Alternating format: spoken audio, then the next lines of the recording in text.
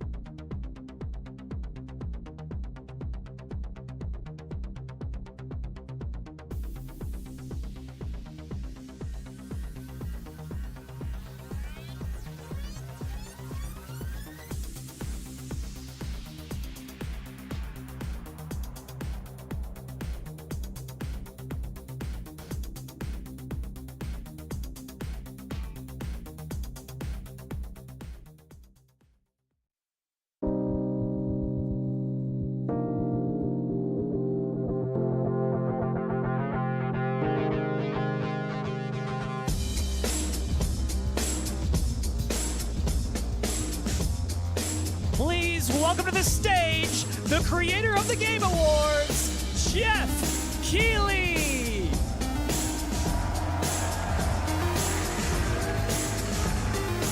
All right, let's see what they're talking about.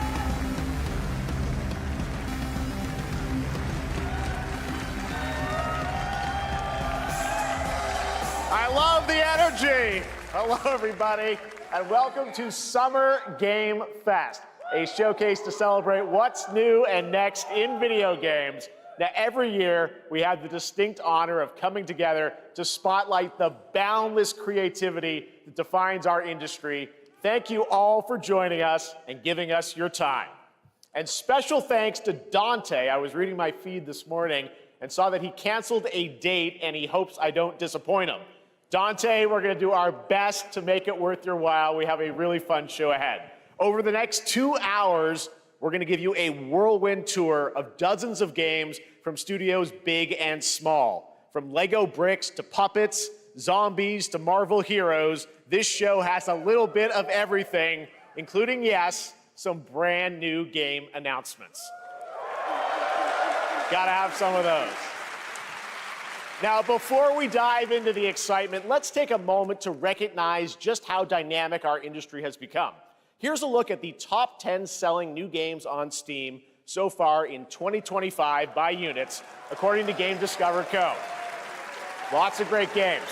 Now, the list includes beloved franchises, but sitting proudly at #1 with over 13 million units sold since February is Repo, a groundbreaking indie game crafted by a passionate team of just 10 people at Semiwork in Uppsala, Sweden. And closely trailing it is Schedule 1 from TVGS, a solo developer in Australia. It's inspiring that these indie creations stand side by side with heavyweights like Monster Hunter Wilds and the Oblivion remake. Absolutely. Now let's also applaud Claire Obscure from Sandfall. Okay. They might get some nominations at the end of the year. We're not there yet, but it is a monumental achievement, earning the highest user Metacritic score ever recorded for a game, all from a team of under 30 developers who bravely stepped away from big publishers to forge their own path. One thing is clear. With digital distribution and engines like Unreal, today's most innovative projects increasingly emerge from outside the traditional publisher system. And that's something to celebrate. But with more than 18,000 games released on Steam just last year, more than double from 2020, the challenge now is discovery. And that's precisely why events like Summer Game Fest, our partner showcases happening all weekend long, and initiatives like the Steam Next Fest are so essential. These events help remarkable games, big and small, find their audiences. And hopefully, if you're watching this show, you'll discover your next favorite game. So, in that spirit, let's kick things off with a game from an independent studio who is thinking very big. In 2017, 4 developers broke away from AAA publishers to chart their own course. Today, they're a thriving independent studio of 30 creators. And what you're about to see is a powerful testament to what passion, freedom, and a small, dedicated team can achieve. Let's take a look at our first new game announcement.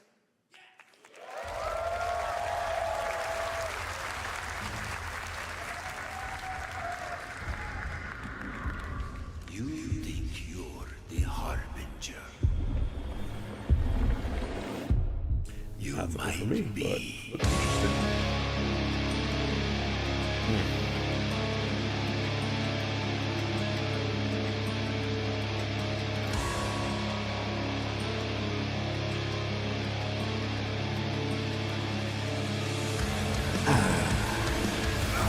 They know naught of your nature.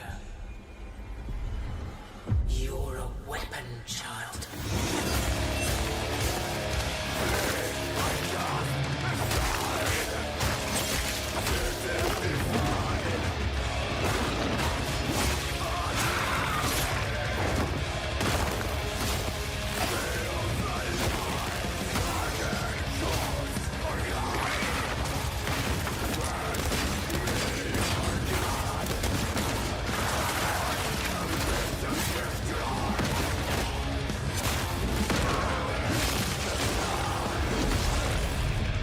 They'll worship you until you fail.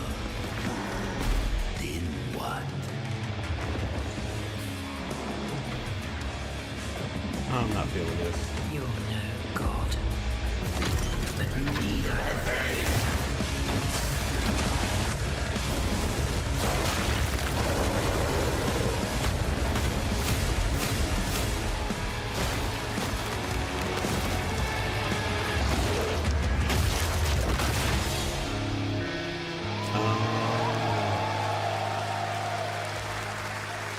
Yeah, the first one didn't catch my attention.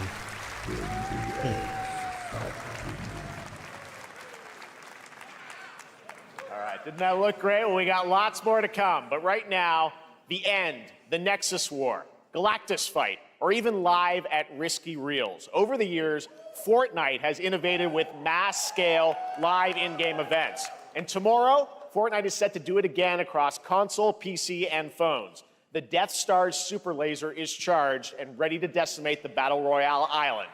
But there's still hope. You and your friends can join the fight. Here's the first exclusive look at what you'll be part of tomorrow in the brand new live event, Death Star Sabotage. I got a bad feeling about this.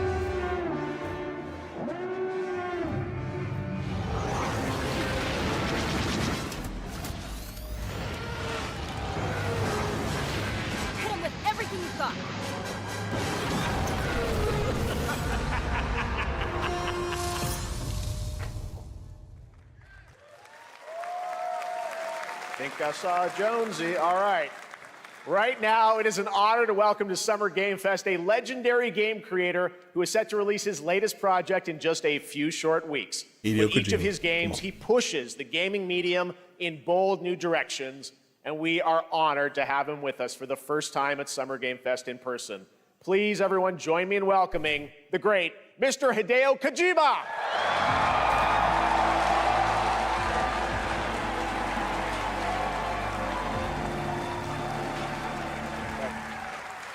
Aki, great to see you. Mr. Kojima, here we are. The world tour begins at Summer Game Fest. It's great to have you here. We are so excited for DS2. So let me ask you, Mr. Kojima, you've worked for many years on this project. What do you hope players take away from DS2 when they play it later this month? DS1 が出た後にコロナになったので、 Well, we hit the pandemic after we released 僕ら皆さ DS1. ん、コロナを体験したと思うので、 Everyone experienced コ the ロナを pandemic. 体験した中での So, 新しいつながりというか、 I wanted to それをも show う一度ゲー something ムをプレイし new ながら、 connection 考えていただきたいと after 思い we ます。 faced the pandemic. So I want everyone you to think about that when you play this game. Okay, well, talking about playing the game, it's coming out later this month, but right now I know you prepared a special exclusive clip for SGF. Let's take a look at this. はい、Let's go.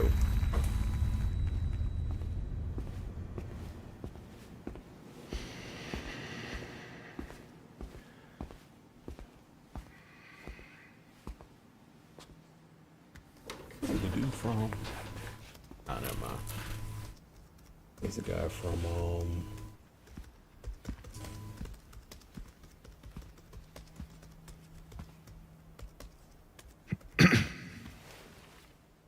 Welcome. Have a seat. Over here, please.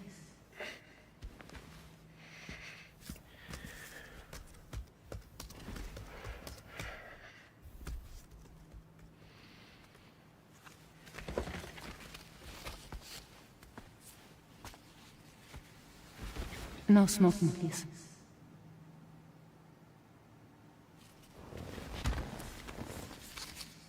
So you are Neil Varner. Mm-hmm. What do you do? For a living? I'm a porter.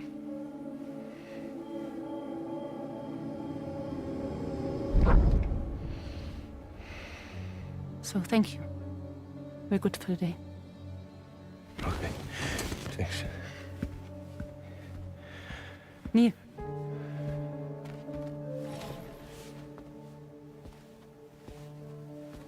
What?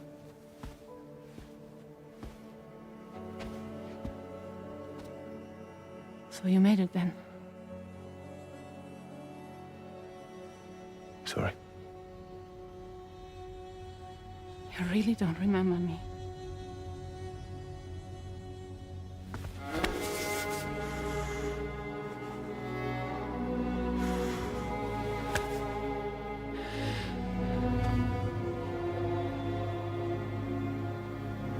The girl. You're alive.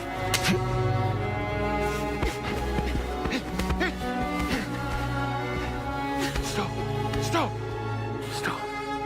Stop! I really have no idea what's going on in this series.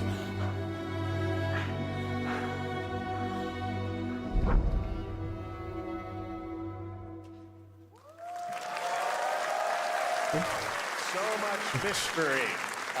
Well, that was a clip from the game, a cutscene. We saw a first glimpse of Neil and Lucy, and we met them in the trailer back at South by Southwest, but we got a little bit more of them here. Tell us a little bit more about this clip and the characters of Neil and Lucy. DS2 で非常に重要なキ In ャラクターです。 It's a very important character, ニールとルーシ Neil ー。 and で、 Lucy. ちょっと詳しくは言えませんけ I ど、 can't really say because there'll be spoilers. 手にカニ座の刻印が you 2人ある saw the cancer mark on both of their すごい hands 深いつながりがあって、 So they have これが this 物語に deep 大き connection く関わってきます。 and で reveals 前回 throughout the ク story. リフっていう人気キャラクターがい And まし last たけ time ど、 on マッツさんがや DS1, って we have Cliff, で who was 物 played 語 by 的には Max. 彼はもういなくな And った of の course, で、 by story, まあ 2では出 he せ will ない。 not be in 今回ニ DS2. ールっていうのがマ But ッ this ツさ time, んの代わりというか、そ Neil の will 同 be じような like 役割を担って playing like the role that 登場 Max します。 did for DS2 で this まあ、クリ time. フすごい人気あったので、 And Cliff was a very まあ popular クリフを超えるようなキャラク But タ I ーを作ろう think として、まあ、ルカさん we にお have 願 to い kind し of て、 like top that 結構いいキャ character. ラクター So になった Luca と Marinetti was a great 非 actor, 常に and I 心 think に残る演技もして it い was ただ great. いて、 He did a great performance, so I think you'll like this new character, も Neil, う too. 20日後にゲーム出るんで、 Well, the game's going to be out in 20 days, so I'm not going to give any spoilers, you know. That's I know. what I brought today. But there is more to share, and you won't have to wait very long to learn more about the game. Actually, this Sunday, as part of Summer Game Fest, you tune into the DS2 live game premiere, where Hideo will be joined by many members of the cast. He'll be sharing a new demo of the game, live gameplay demo, alongside Elle Fanning and Troy Baker, and I'll be there hosting it. And let's just say this is not the last that you've seen of Neil this weekend, and we'll leave it at that. ニールのゲームプレイシーンっていうのを Yes, 出し I'll ます show you ので、 the gameplay scene of 見に Neil. 来てください。 So hope you enjoy, will join us Sunday, too. Excellent. All right, thank you so much. Hideo Kojima, everyone. Great to see you, Mr. Kojima. Thank you. Anyone streaming it would love to watch All it. right, and now I'd like to introduce my co-host for Summer Game Fest. She's along for the party, a veteran games journalist on GameSpot and the co-host of the Friends Per Second podcast. Please join me in welcoming the incredible Lucy James.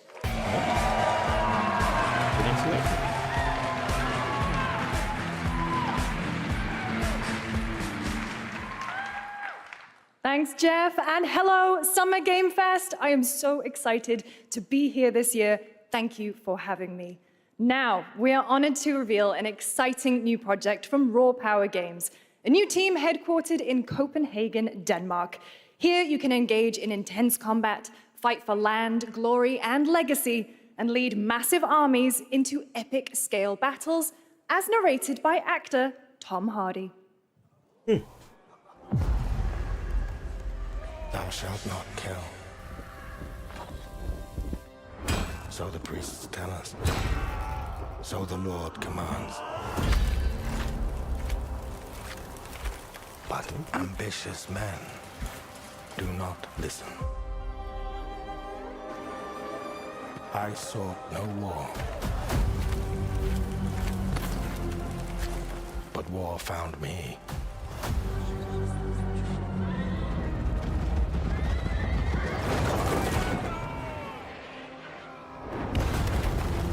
I became like them. I took up the sword, prayed I could win redemption through my deeds. But some paths, once taken, have only one ending.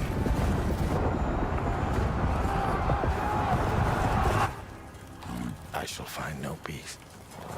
On this road, there is only death.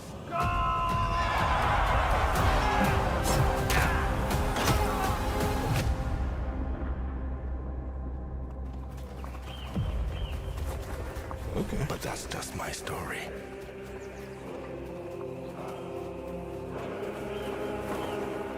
Go write your own. This looks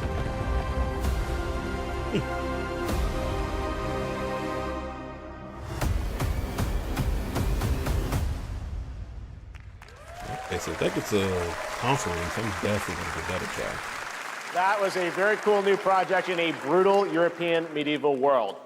Now it's time to hang on to the edge of tomorrow. Sonic Racing Crossworlds is a thrilling new entry in the legacy of racing action games within the Sonic franchise. Crossworlds brings other worlds and familiar faces to Sonic Racing, including surprise guest characters being revealed here at SGF for the first time. See, that's the this. I'm wondering if they can overthrow Mario Kart with the fact that Mario Kart World just dropped. I'm curious to pick it up.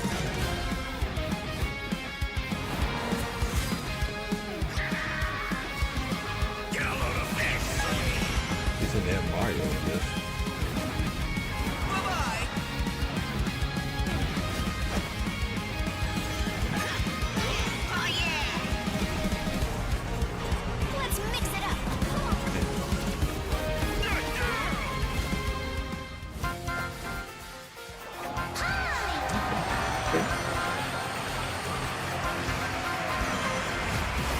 All right. Ichiban. All right.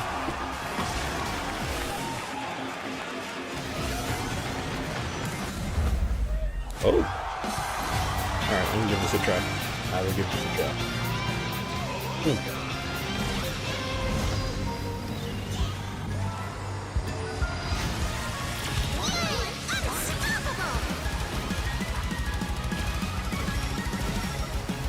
How many guest characters we're gonna have on it? Yeah, 4 is okay, but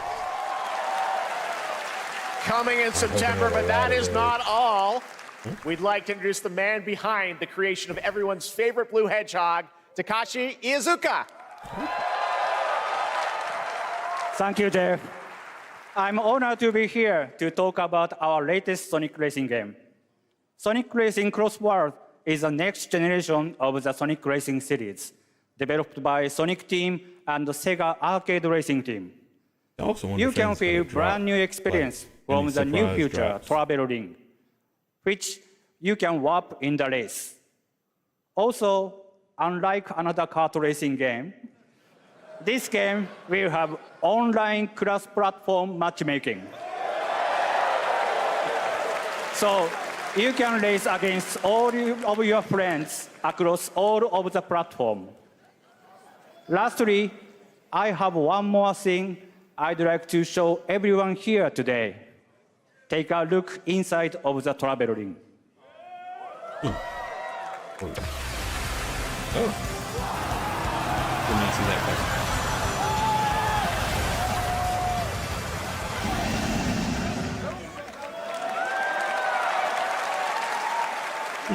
Minecraft and Sonic. I guess you could say, you gotta go craft. Well, I gotta laugh. That's all I want. That's all I want. Next, we're excited to reveal a brand new action RPG from Bandai Namco Studios. Embark on a journey across a dark fantasy world and uncover a vast story that eclipses time.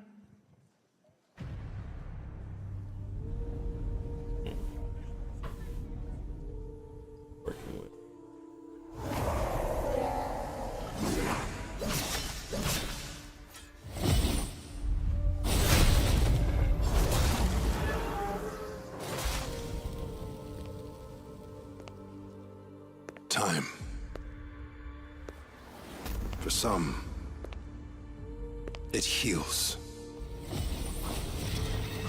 For others, or is it Cobain too? It wounds. And for our world, it promises only oblivion.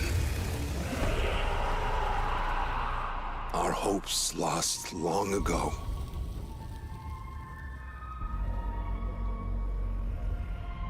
But you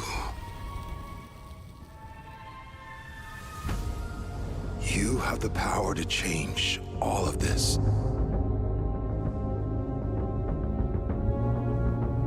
have no idea what this is. If time were a weapon to wield, could you undo the sins of ruin? In this time, or maybe the next, you'll find how to save us all.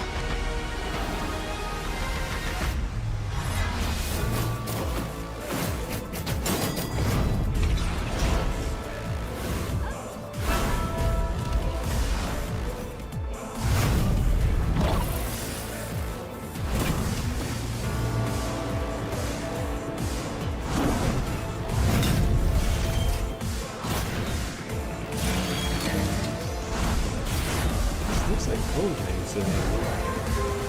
Oh, that's Cobain.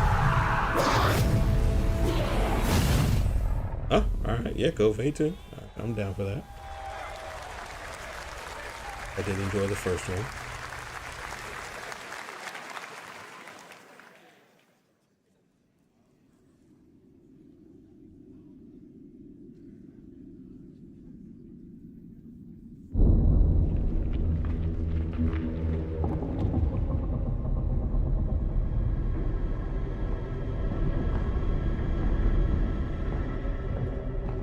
I'm really looking forward to the Cobain too.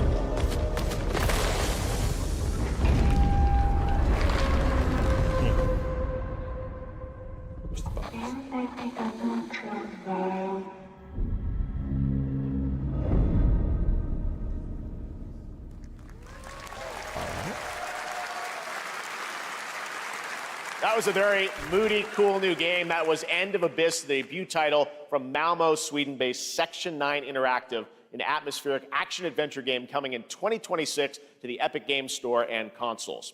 Next, we'll step into the black and white world of rubber hose animation with Mouse PI for Hire, developed by first-time developer Fumi Games and published by PlaySide, releasing later this year. Here's a quick new look at the game and the reveal of a familiar voice. There's something rotten at the heart of Mouseburg. Crooks beware. Detective Pepper's in the house. There are those who would bend the city to their will. Dumb wise guys and fake cheese wheels. And those who do anything to save it.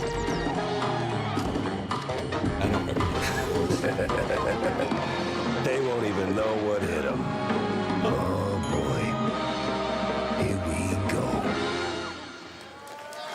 I might give that a try.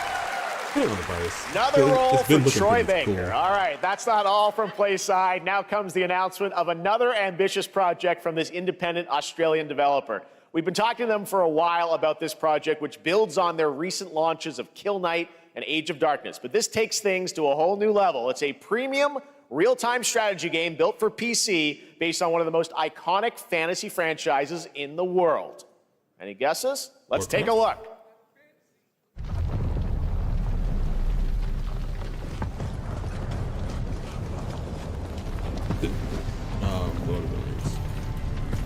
I got so I was like, is this a Witcher?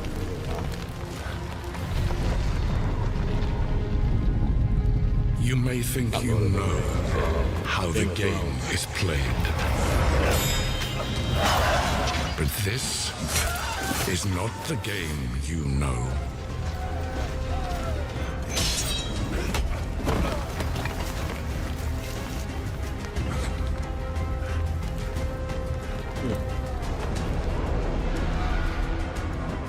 I wonder if people who play Game of Thrones are getting hyped for this, or who watched it and read the books, because I'm like, I don't remember Game of Thrones being too many epic battles besides.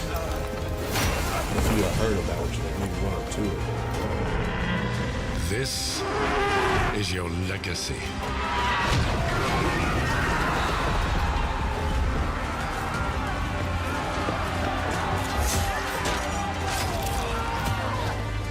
Decide who wins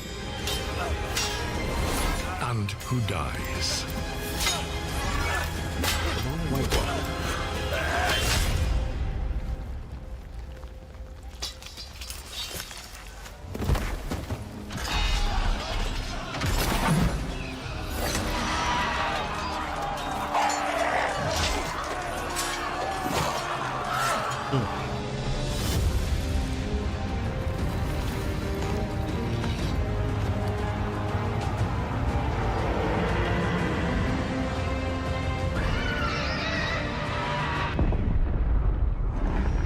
Thrones. War for Westeros.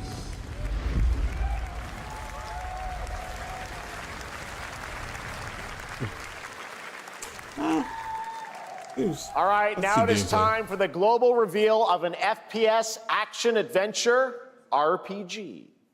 This sounds interesting.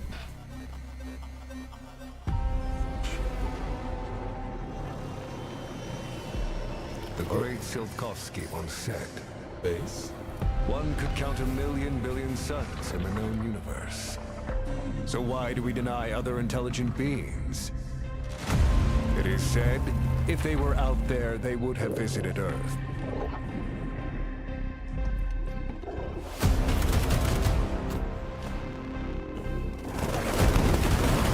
My answer is, maybe they will visit us. But time has not come yet for this. The dawn of a new era.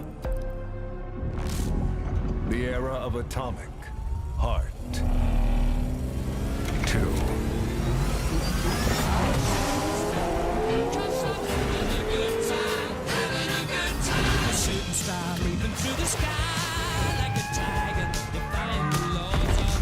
I was still kind of first. It was like a robot running amok.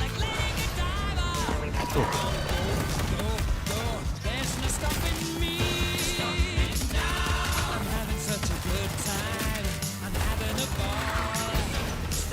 It definitely smells better than the first one does. I remember the first one was kind of, it looked good, but it didn't look like they had a lot going on to do with it besides the normal. Have a good hunt, open Captain. world FPS. This one was flight, driving.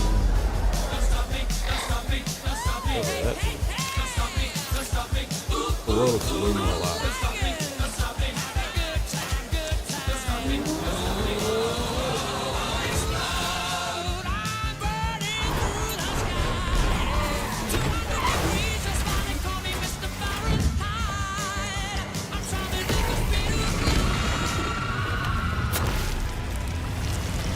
Any of this is like real gameplay.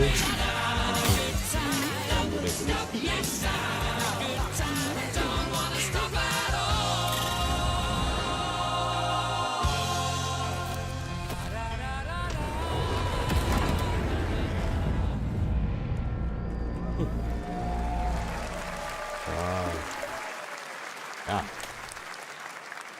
That's right. Atomic Heart 2 is in active development at Munfish on Unreal Engine 5, a spiritual successor to the first game with a retro-futuristic world on a global scale. And this time, there's a greater emphasis on RPG elements and player freedom. Okay, so it's a spiritual but successor, so it's not believe it or exactly not, the same. is not all from Munfish today.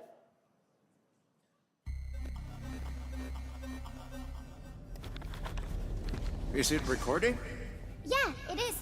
It's in the sky, a giant cube. I can still barely believe it myself. When it showed up, I was in the lab. I didn't even see it. You know? I felt that same fear, though. A terrible sense of my own powerlessness.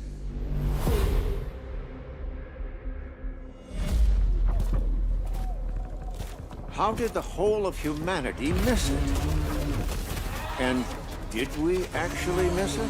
What if the cube didn't appear, but revealed itself?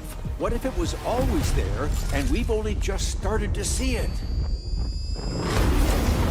This could be some kind of extraction shooter.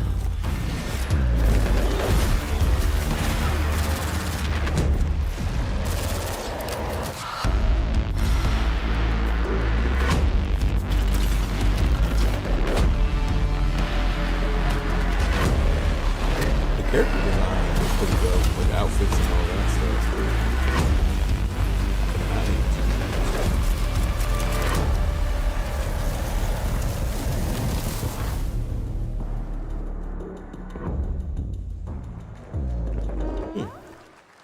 Atomic Heart universe.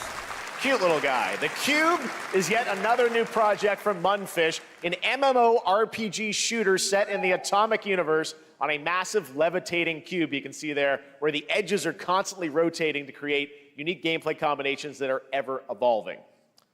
All right, let's jump into the Marvel Cosmic Invasion universe. The new retro beat 'em up coming to PC and consoles this holiday with multiplayer fun for up to 4 players. You can pick between 15 Marvel characters to play, but so far, only 7 have been revealed. Well, now it's time to meet the next 2.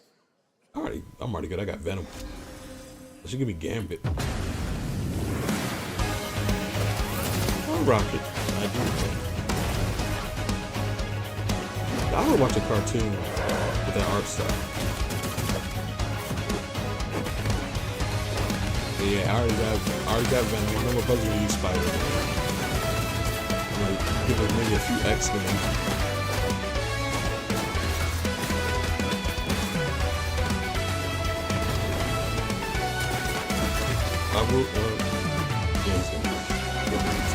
I will say that's the thing too. Graphics are one thing, but gameplay is still.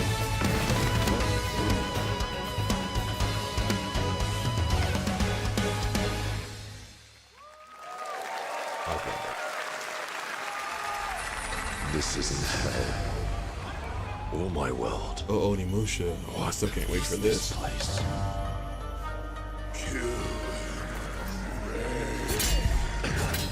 Also,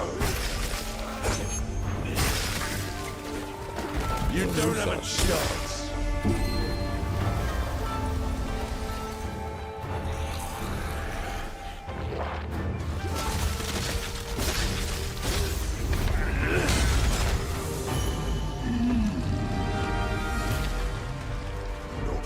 And that RE is ridiculous. Pick your battle, piggy.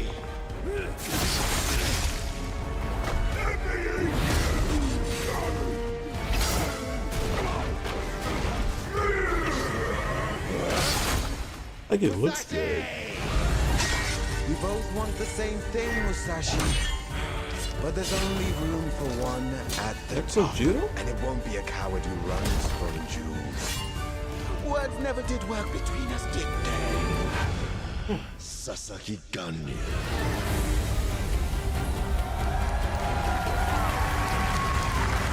Okay. Okay.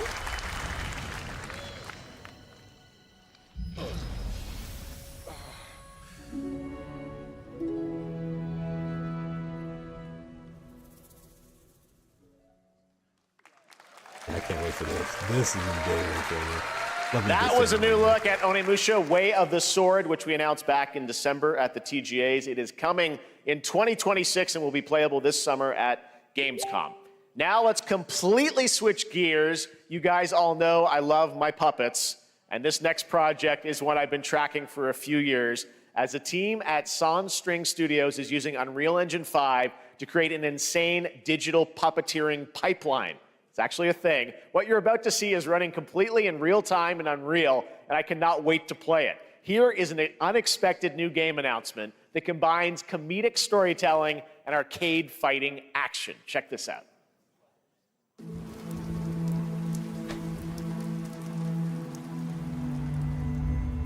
Fuzzy, the tournament of a million punches, you'll get yourself killed!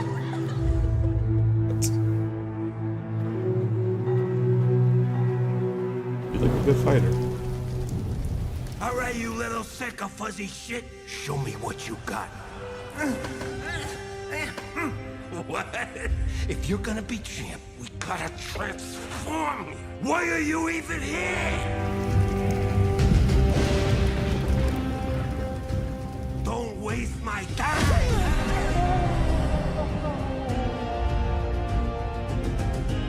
Save us, Fuzzy, or we'll die.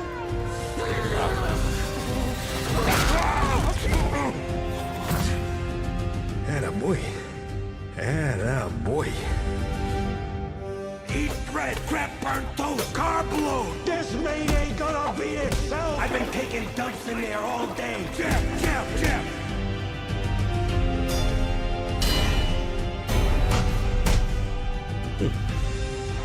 Punch him.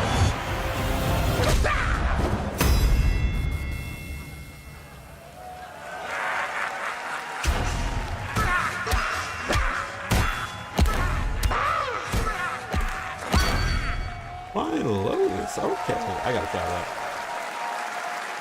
I gotta try that. Super fun. Gotta wish list that, right? All right, well, next it's time to see the announcement of a brand new game, In Deception We Trust. An ancient white castle deep in the mountains, lost to time and legend. Only the chosen find their way here. Gathered from every corner of the earth, divided yet bound. Wolves and lambs. What up, Engaged Tim? in a perilous dance of wits, A game where truth is but a shadow. Enough theatrics. I'll get to the point. Killer N is a murder mystery action game. The killers lurk elusively in plain sight. Kill someone and a clue will remain. Hair, fingerprints, blood, clothes. The lambs scramble to find clues, one step closer to unmasking the culprits. Who is guilty will eventually come to light. Wolves win by killing every lamb. Lambs win by rooting out every wolf. Such simple rules. But there's so much more to this game of murderous mystery. Complete quests to level up. Buy items with the gold you earn. Loot chests for weapons and armor. Steal items, blow up opponents, poison others, place traps. Discover one of your own is a wolf. Is killing not to your taste? Then you'd better escape the castle. Now the paths to victory are clear. You would do well to remember, deceit and deduction are your strongest weapons in this game of life or death. Your invitation awaits. I'll give it a try. That was Killer Music N, a definitely sounded like a 24-player Square Enix multiplayer game from Square Enix where you compete in a game of life or death using social deduction skills to win. All right, it's hard to believe this next game was first announced at TGA in 2021. And though it's been a while, their recent tech tests prove that some things are definitely worth the wait. I'm of course talking about Arc Raiders. This is one of the most anticipated games of the year, and we're excited to share a new trailer which will tell you more about the mysteries surrounding the world of Speranza and the long-awaited launch date coming later this year. From Embark Studios, here's the world premiere of the release date trailer for Arc Raiders. This is the game that Sony has to worry about.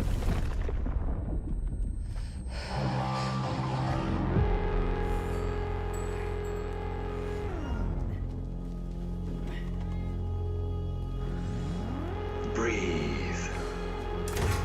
Let your body settle into a slower rhythm. Clear your mind of all distractions.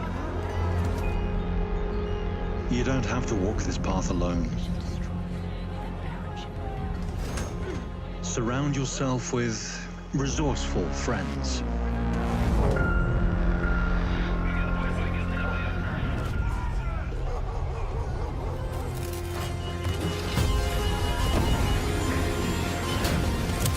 Here, you are in control.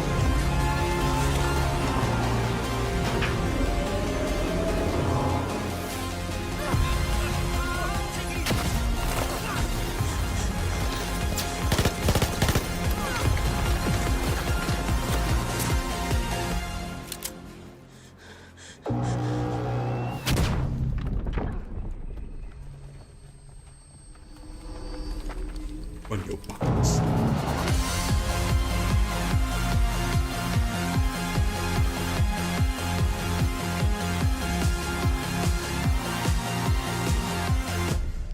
A few months. That's right, everyone. Arc Raiders is coming October 30th, 2025 for PC and console. Congrats to Embark Studios. All right, Dune fans, now you can finally step onto the world of Arrakis yourself. Dune Awakening combines the survival and MMO genres with a thrilling cinematic story. It arrives on PC in just a few days on June 10th, but you can play it right now in Steam Advanced Access. Here is a brand new look. Let's see.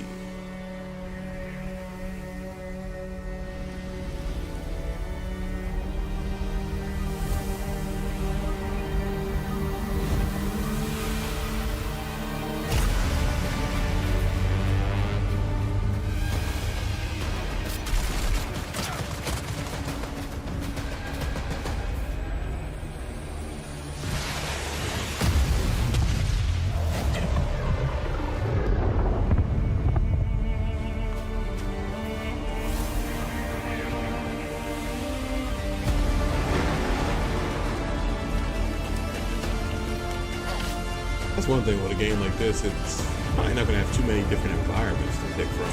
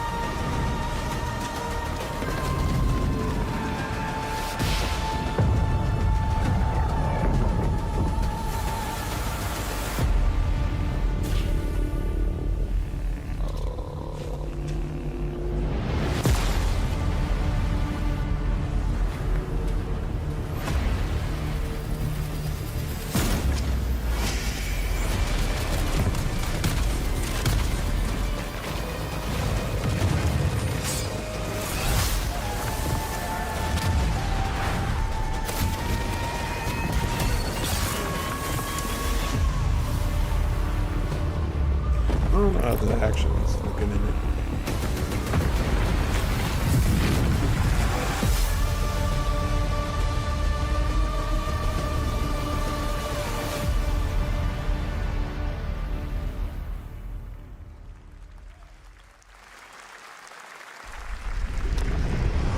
I saw my world fall to ash, consumed by the void.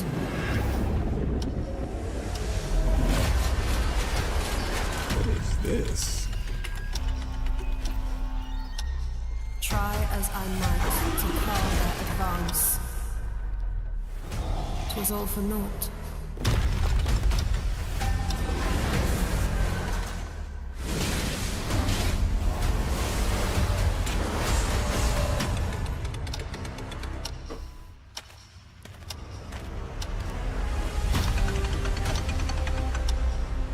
Some say time stops for no one.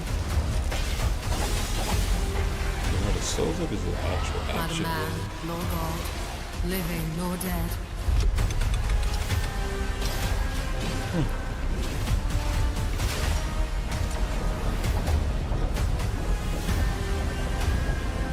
Yet what then of those who deigned to turn back the hands of fate? To save what remains of our broken worlds, you need only take my hand. Return to the past, where your journey awaits. I'd rather get another Chrono Trigger. Every hero's tale begins with a trial. But the true lead of the story has yet to emerge. Whatever's coming next cannot be easy. I will never forget my cause.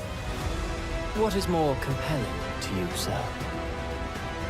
Just as he once came to me, filling that dark tower with light. What happened while I was out?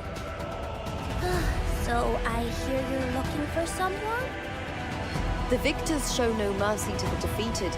People here despise Most games weakness, like this, I worship watch as a strength, TV and show. crave glory. Playing it, being a whale is I not never doubted that you would end up here.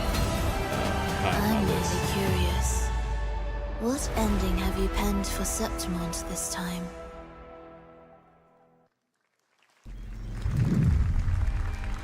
A rat in the vessel. Such a tiny nuisance. I know all your secrets.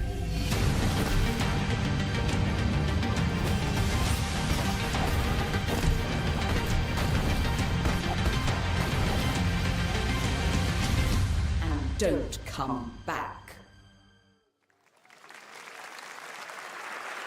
That's Mio, Memories in Orbit, a stunning new Metroidvania platformer that has a demo on Steam you can play right now as part of Next Fest.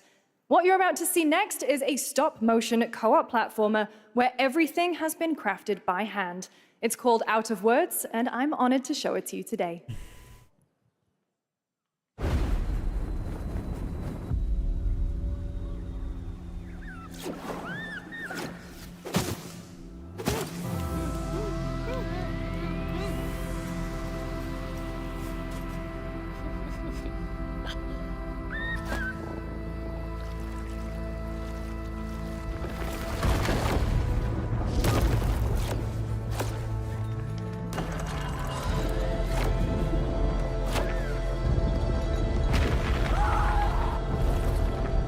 Don't you see?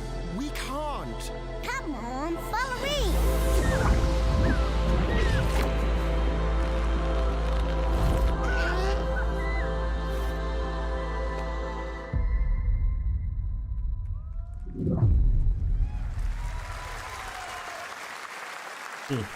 What a really unique and different game. This August signals the release of Mafia: The Old Country, the next entry in the acclaimed This is what I'm Mafia looking forward to. franchise from the team at Hangar 13. It's a gritty mob story set in the brutal underworld of 1900 Sicily. Here is the Summer Game Fest trailer. Betrayal burns because it can only come from someone close. An enemy can't hurt you like a friend.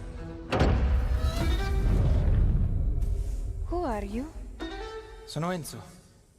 I work here. My friends, my family, my beautiful daughter, Isabella. Don Torres looks out for people around here. Sometimes the client is feeling less than cooperative and we need to, teach them a lesson.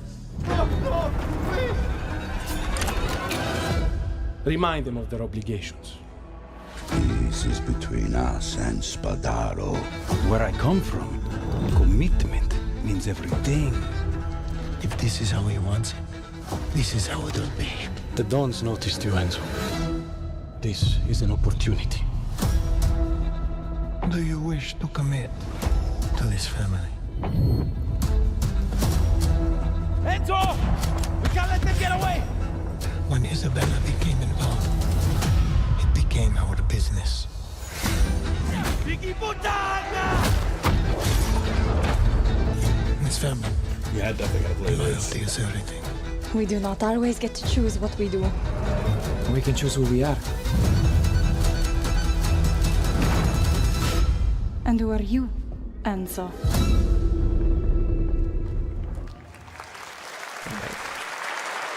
And if you thought that guy was a stud, just wait till you see this next game. LEGO Voyagers captures the creative, hands-on spirit of classic LEGO play and will also support a Friends Pass, just like Split Fiction. Here's the first ever look.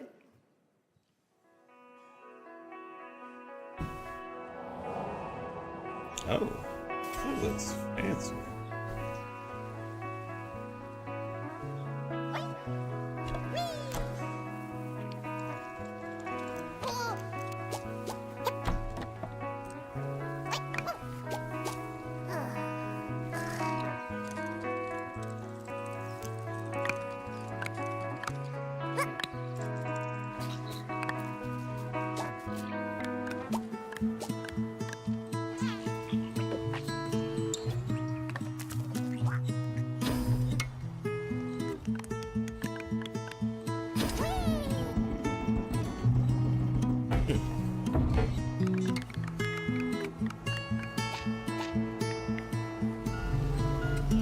Like, this is one of those games I can lose hours in.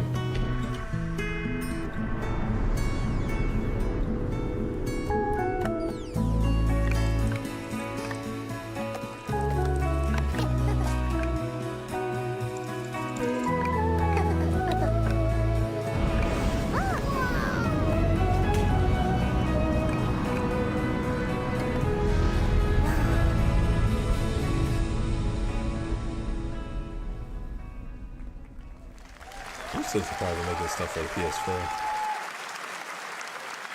Hello, Summer Game Fest! I'm Carolyn Lawrence, voice actor for a few familiar faces you might have grown up with on Nickelodeon. Some with squirrel suits, thank you. Some with science smarts, and some with serious attitude. Nickelodeon has always been about wild All-Star Brawl worlds 3? and weirder characters. And while I'm mostly sworn to secrecy today, I am thrilled to have a hand in revealing something that brings a lot of those characters together like never before. I hope you enjoy the first look at Nicktoons and the Dice of Destiny. Yee-haw!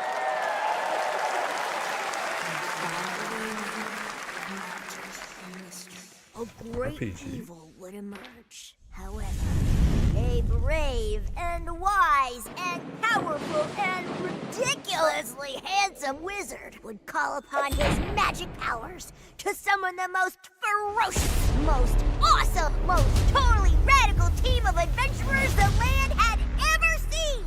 They alone would be able to...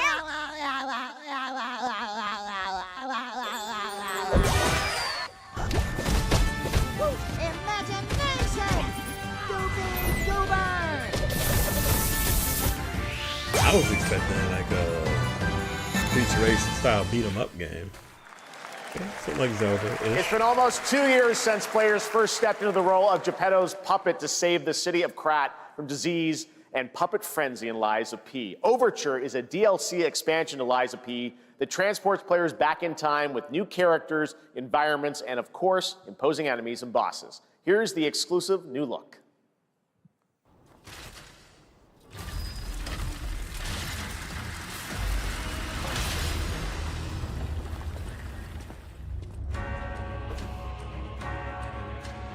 I'm sure they'll be loving that one.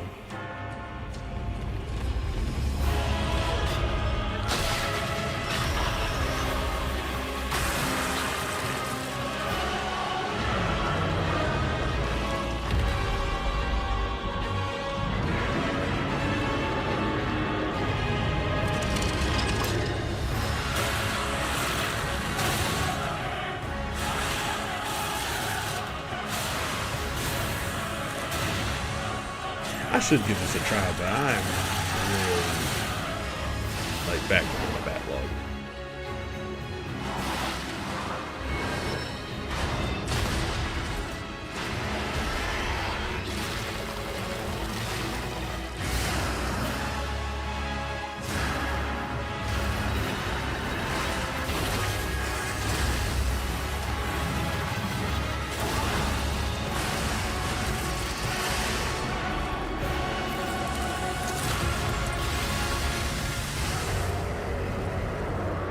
I'm curious about the second one, but with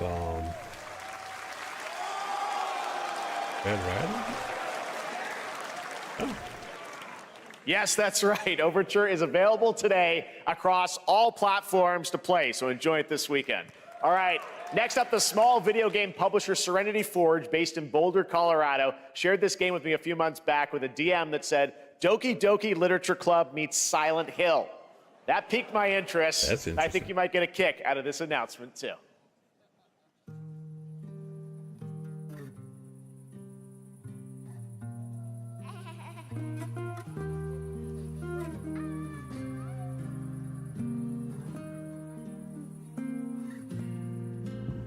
I sit at the front of the dinner table where he used to be. My plate's full. Plates of food. Plates of tomatoes. Plates of egg. Plates of angels. Plates of her legs. Beautiful. Broken. Plates of flowers. Plates and plates. The garden is lush and green, and everything is focused. Dinner's ready.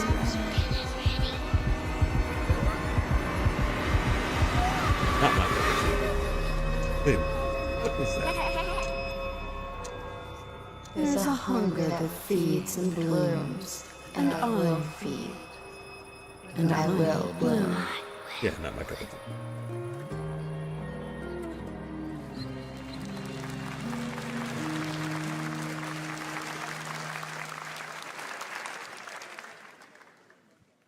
I wouldn't recommend eating those tomatoes. All right, NCSoft is expanding its Blade and Soul universe. Let's take a look at the rich lore and dynamic action in Blade and Soul Neo, just out on Steam, and Blade and Soul Heroes coming soon.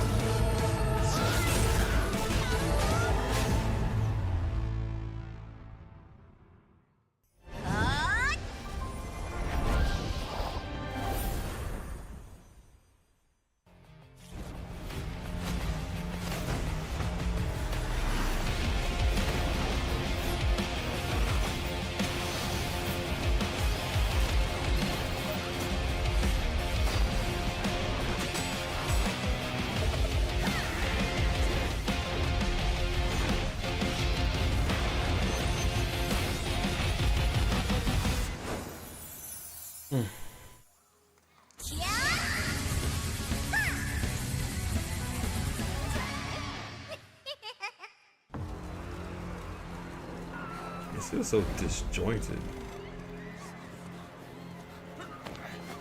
Oh, because it's a whole completely different game at this point.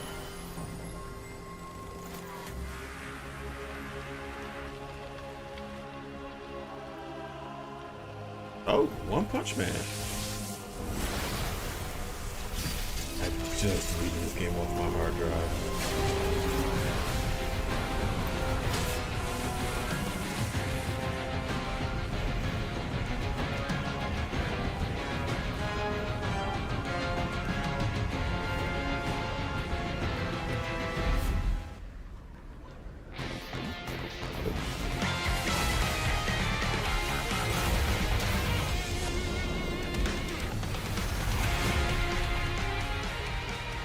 I might try. But that lone clap. That lone clap.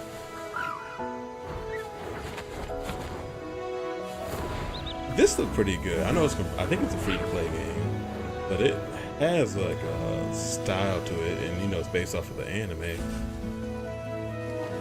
I would just rather, you know, full price game and play through it with a good story. I can say that though.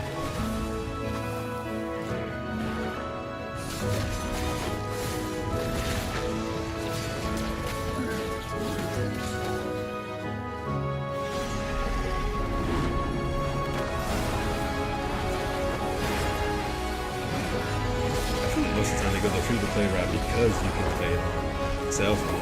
Right?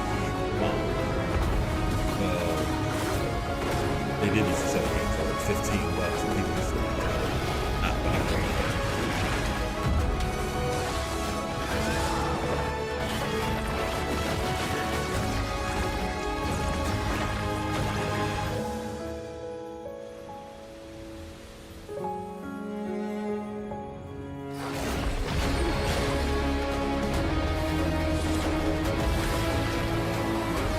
Like it looks good.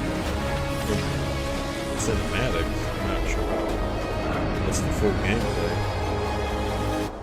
Oh, it's only on PC and computer.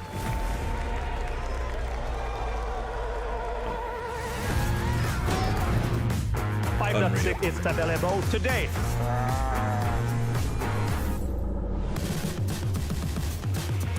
This is a technological showcase set in the world of The Witcher 4. Human Creator is now fully integrated into Unreal Engine. You're seeing me live in real today. time. Squid Game will be coming to UEFN. It started with an epic mega grant, and it's now a serious contender for Game of the Year. That Mongilsta Dive will be exclusively on the Epic Game Store.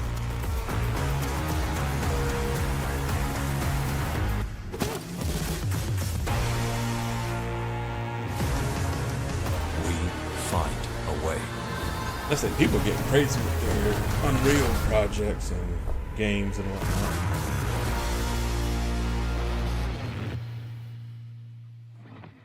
Want to mess with it more for some motion graphics. We altered the course of nature, unleashed genetic power across continents.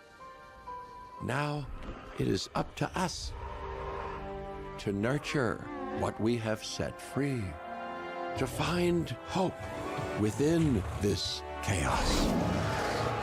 Jurassic Park. Well, to help life find a way.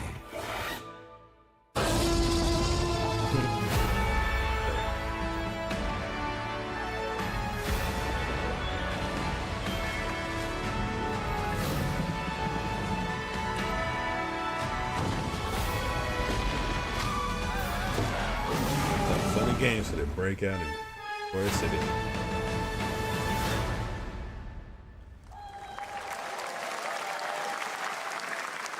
I would like to know how this game's playing on Hi, console. I'm Celia from Yacht Club Games. 10 years ago, we broke new ground with our first game, Shovel Knight.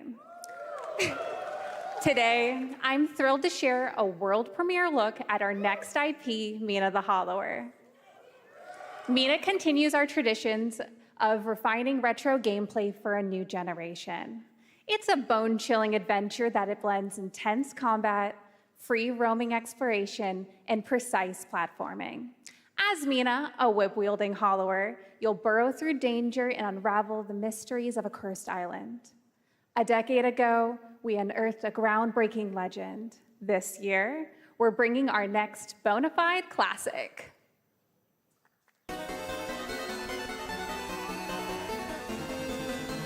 Yo, that was Game Boy Color look.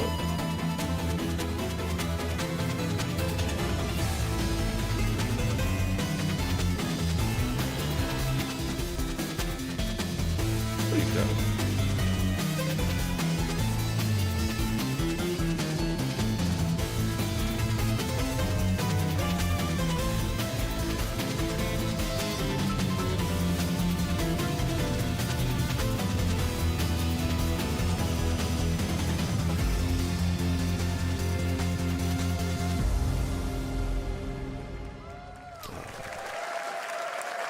I'll give that a try, you know. All right, this is a special one. Our next game comes from a well-known developer that has done. Yeah.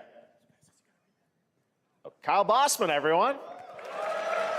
Final Bossman. All right. Well, let me see what this says. Oh. Hey, Jeffy. If you're reading this, it means three things. Number one, you're killing it at the fest with your oodles of totally natural charisma. Debatable. B, I'm at your house playing long darts with the fam. And three, you're gonna do me a solid and skip that Silk Song trailer so you can pimp my revolutionary VR gaming venture that will shock the industry probably. A wet one on the lips, comma, Wade. All right, let's take a look. Ooh, Red Band Surprising trailer. choice. Hell yeah. Handcrafted with cuddles by the Merc with a MetaQuest. Kick back and bask in the glory of gaming's first quintuple A tropical farming sim experience. You know what though? Oh, hi, new friend. VR games and Deadpool. Oh, yeah! Escape the turd burger of late-stage capitalism and enter a world of VR magic and wonder. You'll care for exotic pets, the elderly, and this fucking thing with hip-hop Satan. Oh, ha, don't worry, he's a fascist. He deserves this big time. This guy's a total What the hell? Who designed this shit? I wiped my ass on this first. You're welcome. Who got the lobotomy with fries? All your dreams of being inside me come true in VR. The Marvel is really... Spider-Man gets Insomniac, and I get this shit? I'm craving Korean barbecue now. Is that weird? Whoa! Marvel is out here on full caliber right now. With Neil Patrick Harris as Deadpool. All right. Last year at Gamescom, we announced Dying Light: The Beast, the culmination of a decade of Techland's experience building survival horror games. Kyle Crane is back as the player character in this title that blends open world and action survival horror. Let's take a look at the latest trailer with some big news, the release date.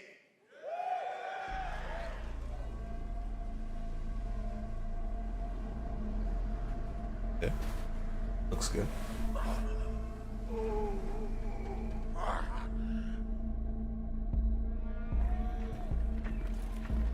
What can you tell me about the Baron? He's a narcissistic sociopath.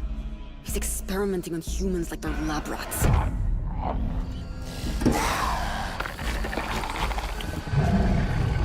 God only knows what the Baron's planning to do with those monsters.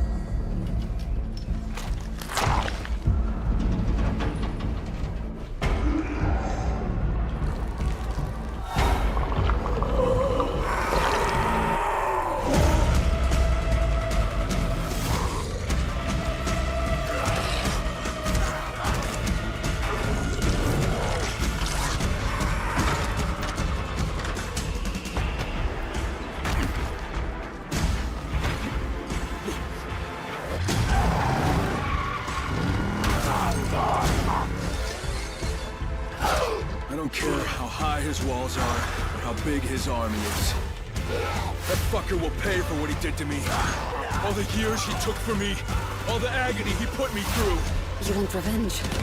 Damn right I do!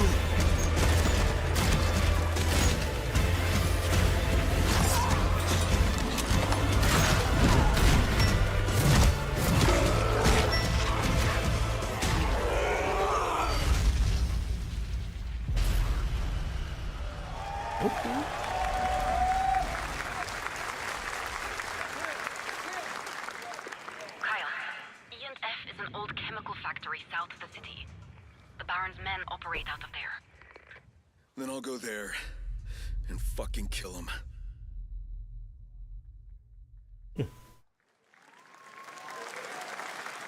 There's the big news. Dying Light the Beast is coming on August 22nd, Gamescom week. All right, this next game draws inspiration from classic coming-of-age films to capture the highs and lows of adolescence, the bonds of friendship, and the nostalgia of growing up.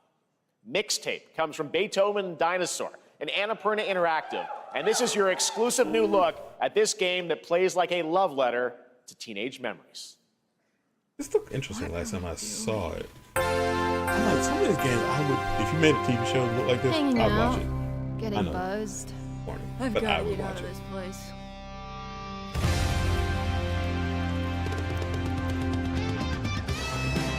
At the end of an era, when everything's about to change, it's time to look back on your greatest hits.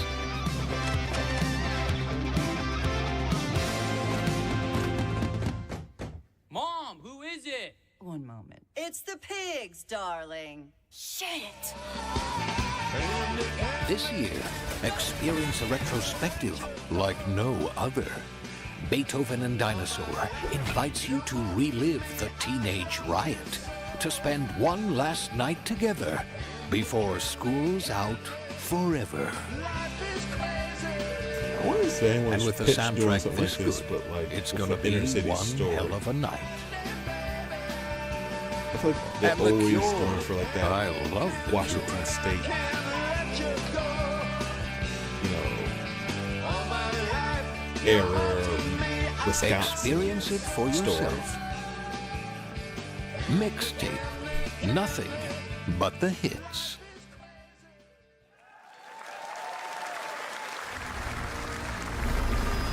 I trust you have seen it. A beautiful world where harmony reigns. Will you struggle until your last fleeting moment? Your destinies are sealed. There is no escaping them. That is why we must end you. Right here and now. On your guard. Like anime Hades. Gorgeous. Take this. And just getting started. Let's put it into action. The surge of power. Savor each moment. Now, get ready. I'll get to check out Everyone, Hades. are you with me? We will live on in this world. No matter what hardships await. We fight for a future filled with hope.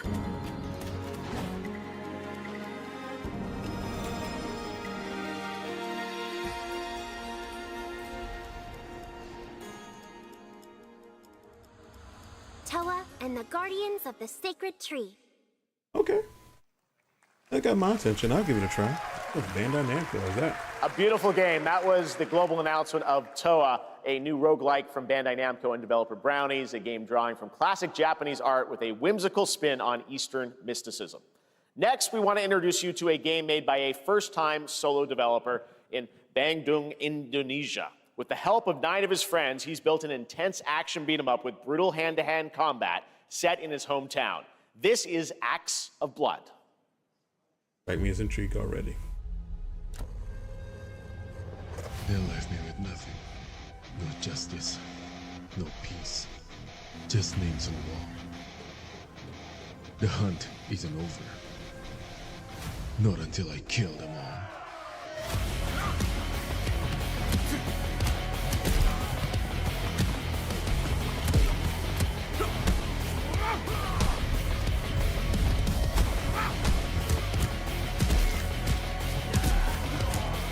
It kind of, animation-wise, reminds me of The Quiet Man, more so than it does Seafood.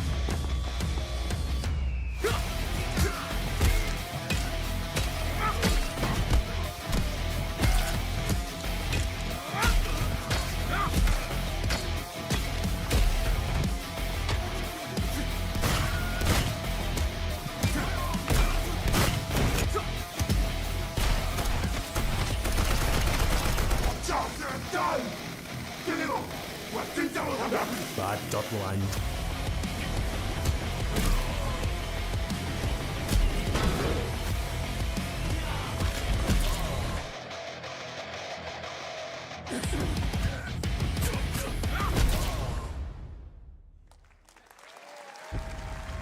Looks cool though. Amazing what these solo devs can do today. Now it is time for the reveal of the next game from Montreal-based Tribute Games, the makers of TMNT Shredder's Revenge and Marvel Cosmic Invasion, which you saw a little bit earlier. If you're like me, you've been waiting for more than a decade for this reveal.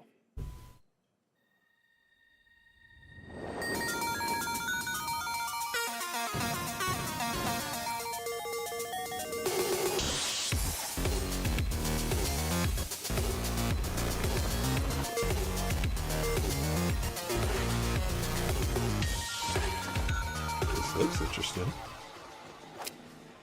Got Pilgrim?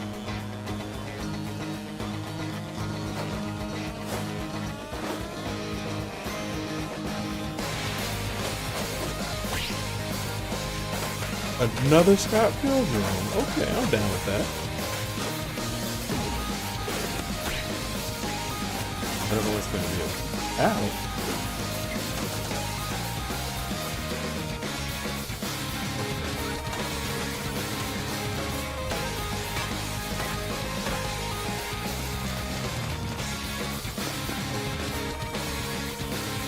Oh my god, man, it reminds me of a lot of Rip City Ransom.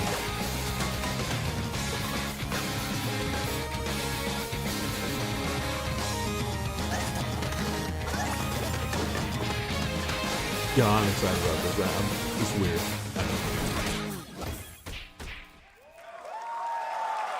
Oh, I'm ready for this. Where's Wallace at? Where's Scott Wallace Pilgrim's at? back with his fists flying in a brand new brawling adventure in EX. You'll battle through space-time and the streets of my hometown of Toronto with Scott, Ramona, and 5 of their former rivals in this online 4-player co-op adventure with a story written by Scott Pilgrim creator Brian Lee O'Malley. All right, we're going to be right back. But first, we have a very special message from Maggie Robertson, TGA winner in 2021 for her performance in Resident Evil Village. Ah, there you are. Wait long.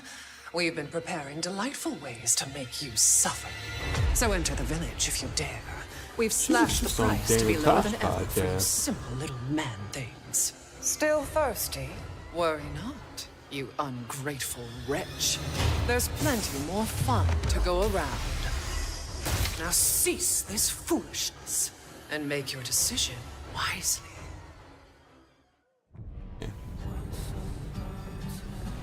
I forgot I was playing that at one point.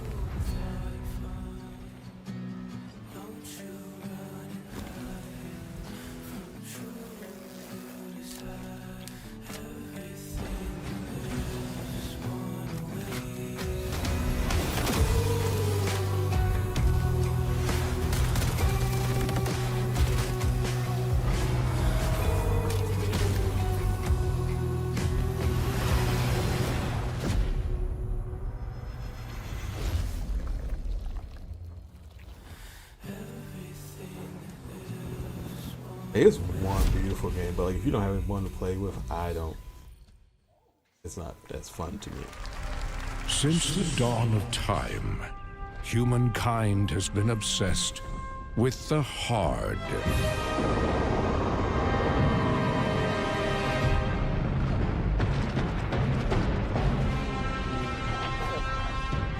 Now, a glorious morning has dawned on something that's simply harder. Scum. Big hitter like witness this apogee, no fantasy. Big hitter like mix up pure alchemy, lethality. Big hitter like big hitter like big hitter like Your hard just got harder. Interesting. I don't get it. I'm curious about this. Like, I'm most likely gonna play it.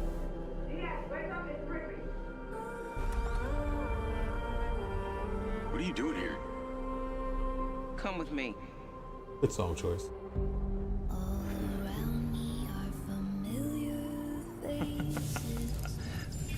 At first, I thought it was just broken synapses in my head.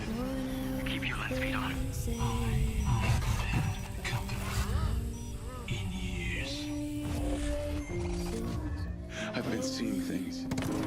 Like a part of me that's been buried down deep feels like it's just knocking to get out. I'll be seeing you around, Charlie. Maybe this is the real me. Diaz, you were a good soldier. I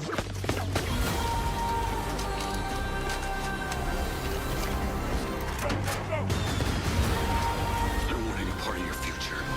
Like, well, I remember from the gameplay was pretty basic, but it's just cool.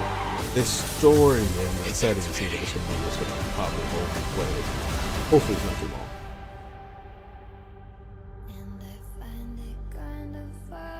I also need to finish.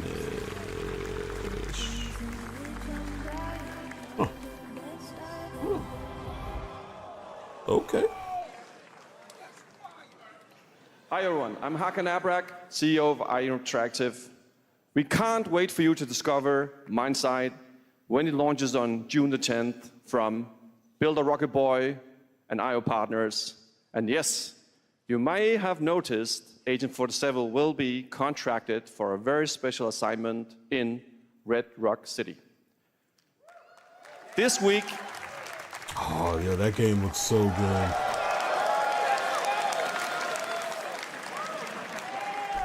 This week we finally revealed 007 First Light to the world, and your reactions were heartwarming. It's coming in 2026, but we want to make the wait more exciting. We are bringing someone into Hitman, the World of Assassination, who is very dear to the Bond universe. Let's take a look.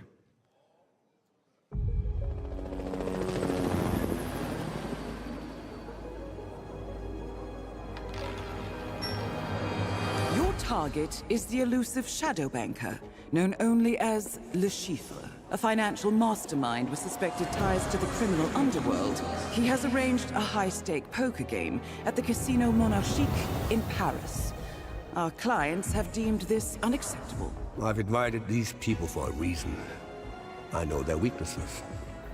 Mr. Rengang, he's too impatient, and Miss Bai, well, she likes a drink. Don't know about the newcomer, Mr. Smith, though. He's the only one. This game, though. Well, this is turning into an interesting evening. Welcome to the VIP room here at the Casino Monarchique. Reaper. Unusual name. Names are for friends. Wouldn't you agree, Mr. Le Chiffre? That's pretty dope. There you have it. Hitman and 007 are coming together in a very unexpected way. We know our players waited a long time for 007 First Light. It's just around the corner, coming out next year. However, Hitman is live right now. So I thought, why wait? And I asked a fellow Danish friend to join me here. As a matter of fact, he is here with us today. That's right, everyone at Summer Game Fest, please welcome the great Mads Mikkelsen.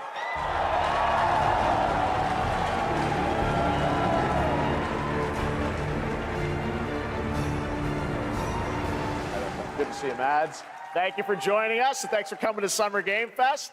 Mads, you are Cliff, but you're also Agent 47's next target as Le Chiffre, the villain we know from Casino Royale. Yep, that's it. And you know, this is, I've always had a deep love for this character. It's a role that means a lot to me because of a lot of reasons. So when Haggard gave me the chance to step into the shoes of Le Chiffre once again, I did not hesitate for 1 second. But this time is a little different. He's more confident. He's dangerous. He's not just a brilliant mind hiding behind a desk. He is visceral, unpredictable, and ruthless. And let's just say this time he doesn't outsource the violence anymore. Good head here. Good head here. So this mission is set in a casino in Paris. We want to make an homage to the movie Casino Royale while keeping surprises for our players. James Bond and Agent 47 have very different set of skills, and the mission will be handled in very different creative ways. Yeah, he's not going to beat me in poker. He's going to figure something else out. So I guess it is not just about the shot, it's about the bluffing around the table this time? Yeah, sure, exactly. It's the Chiffre is always like 2 steps ahead of you. He reads you before you read him, so it's a little like bringing a chess player to a poker game.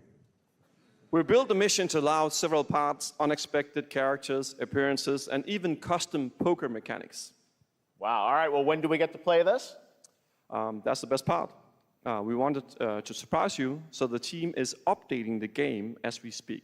Le Chiffre, Elusive Target mission starts today in a few hours. Okay. For only 30 days, and if you play it, you will unlock a unique reward in 007 First Light. Amazing. All right. Well, Hakan, Mods, thanks for joining us for Summer Game Fest. Appreciate it, guys. Thanks for having me. So much. Thank you. Great to see you. Great stuff. All right, now here's the announcement of a new party game coming later this year that will delight LEGO fans, made with over 1 million LEGO bricks, 300 minifigures, and over 700 trillion minifigure combinations. It's Saturday night somewhere, so make some noise for LEGO Party! Get ready! For a nail-biting competition. We're minifigures, Dad. We don't have nails. It's an action-packed contest to collect the most Okay, it's golden Mario bricks. Party with Legos. But I'm will down you for be this. helped by friendly krakens? It's all about the mini Hindered games. by evil monsters. Or lightly toasted by a flying lizard with wings? That's a dragon, Ted. And what about our amazing mini games, Ted? We've got more of them than you can count. More than 10? It's actually more like 60.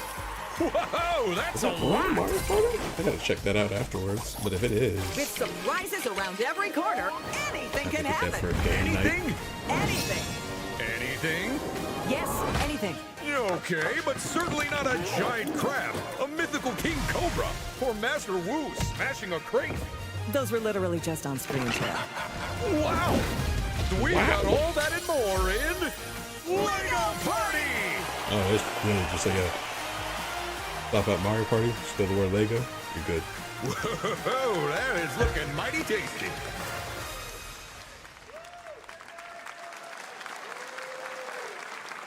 What is this? All right, next, a new look at a new team shooter from Dreamhaven and Moonshot Games. 20 players across 5 ships venture into the most treacherous region of space, hoping to get their hands on the artifact. The game is called Wildgate, and the open beta starts next week during Steam Next Fest.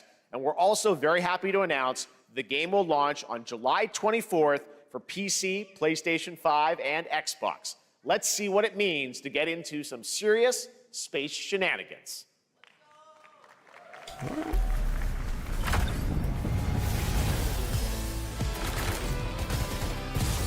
Danger. Reactor overload.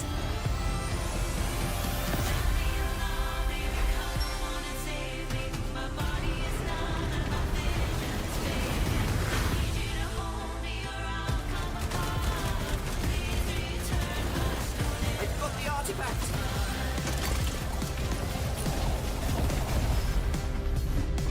Laser round installed. This feels bad. Now their ship is flying.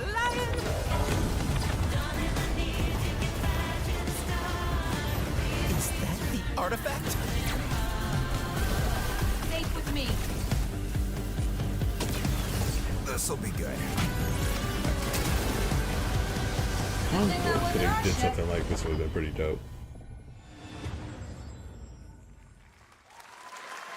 I'll give that a try. I'm proud to reveal to you the next game from Toronto-based Drinkbox Studios, the team behind the Guacamelee series and Nobody Saves the World. They're making a full 3D game that can be played alone or with a friend in co-op. You can find out more during Day of the Devs right after the show, but for now, here is the global reveal of Blighted. Looking over this decaying world, one good art can style. only wonder, how did it all always have come good art to styles. this? It began with the ancient rituals, the dead buried with a seed from the trees of memory. Those who ate of the fruit saw the lives they lived and passed their knowledge to future generations until Sorcisto, in his lust for power, consumed the brains of the living, spreading this blight. You harbor it too, I see.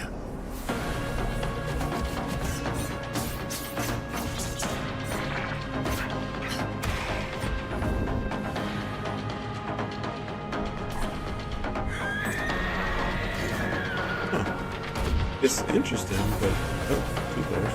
I like that. Are you just trying to eat someone else's brain? Should you fall, pray the vultures consume you before the blight does.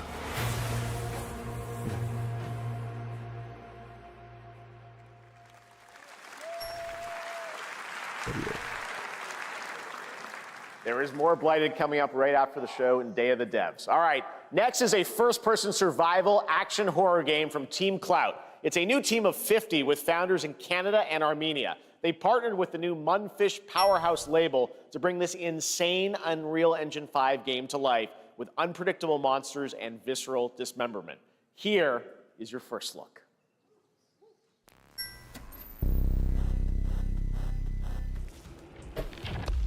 Fish boy, they was out here putting out work. That's creepy. That's even more creepy.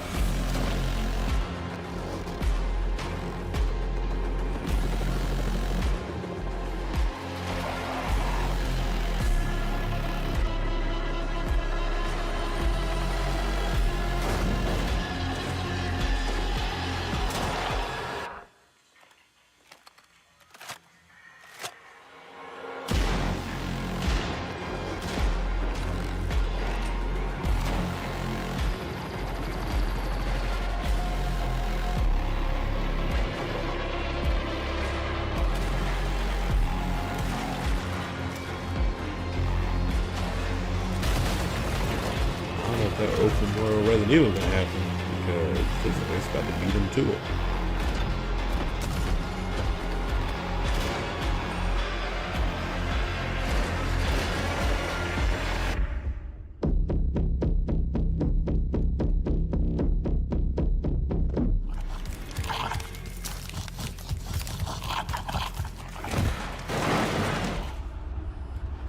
Nope. Poor little babies. All right, Mecha Break is one of 2025's most anticipated shooters, with its previous beta amassing over 300,000 concurrent players on Steam and 3 million players in total. In this game, you explore a sci-fi universe and pilot powerful mechs with immersive aerial and ground combat. As a top wishlisted game, players are clamoring to know just one thing: when is the release date? Well, here's Mecha Break's latest trailer with the answer you've all been waiting for. Growing Martian zones force the Thalassic Federation to advance its Project Enterprise.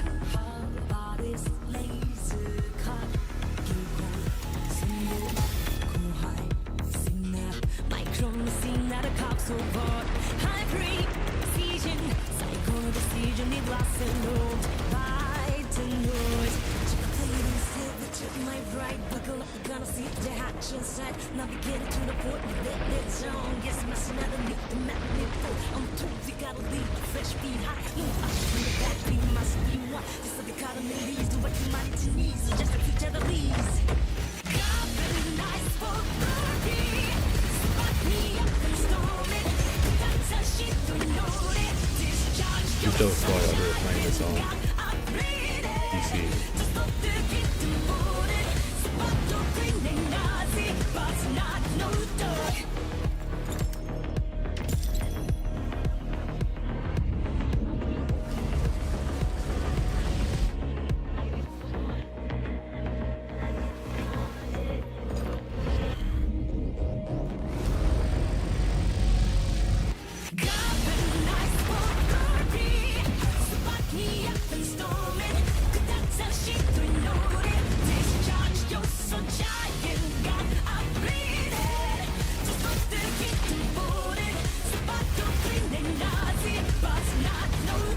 Just go on ahead and make a Mecha Break animated 3D movie.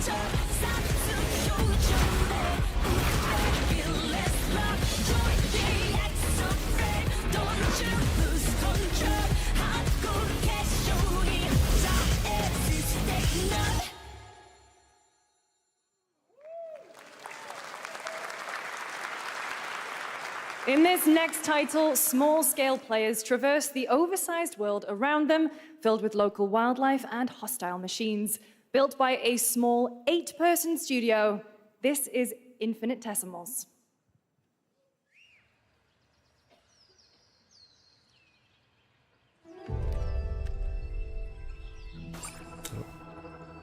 Mechanicals approaching.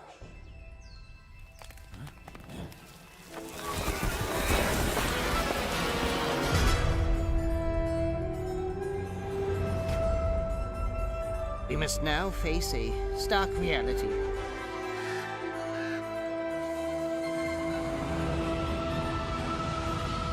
The industrial civilization we were expecting to join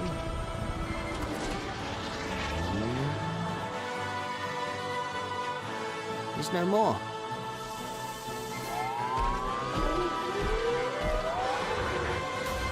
That's interesting.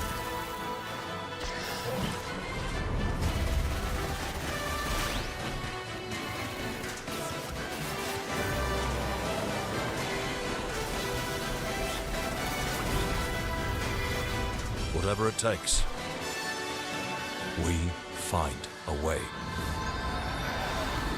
So are you insects or are you aliens? Interesting.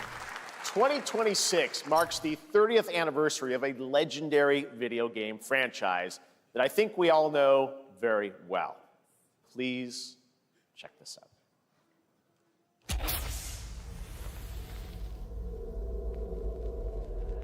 Happy birthday to you. Oh!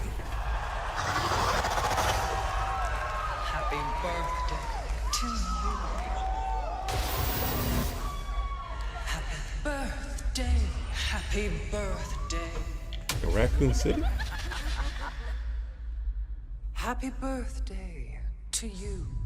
And to celebrate early, a special message from Takeuchi-san. マギーさんありがとうございます。カプコン竹内です。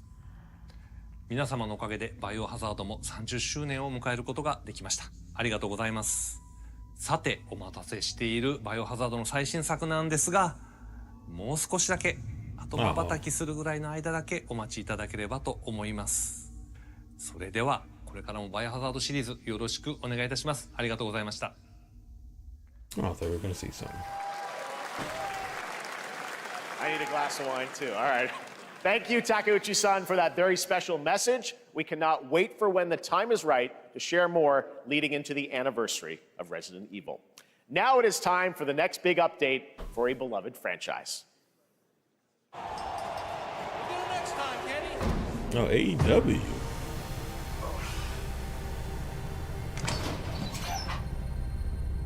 Let's rumble. Oh.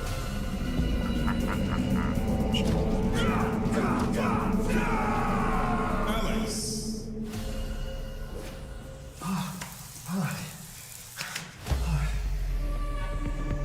Yep, the leak was real. The leak was real. Street Fighter 6. Give me my cigar. Boy, give me my cigar.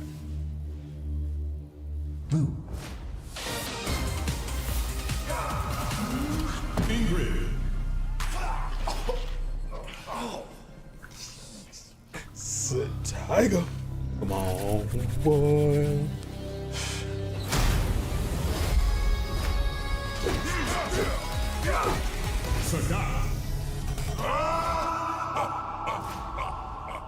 Street Fighter 6. Oh, I'm ready. Ooh, and my boy's first up.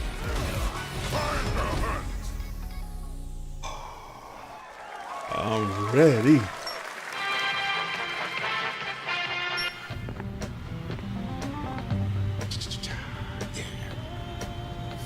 Oh, I'm ready for that.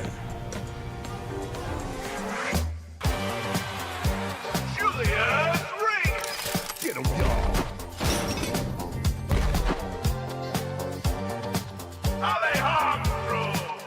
What's this?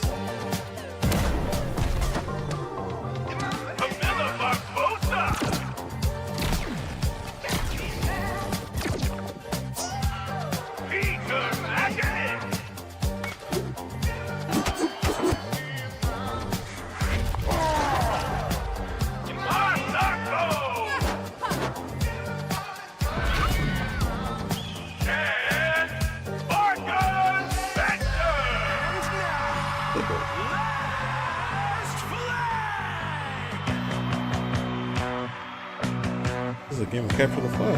That's pretty dope. Countdown begins.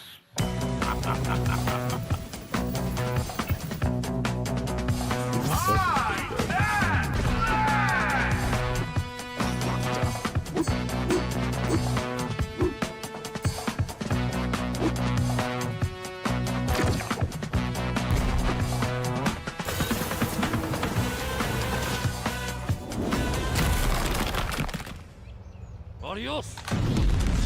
Muchachos.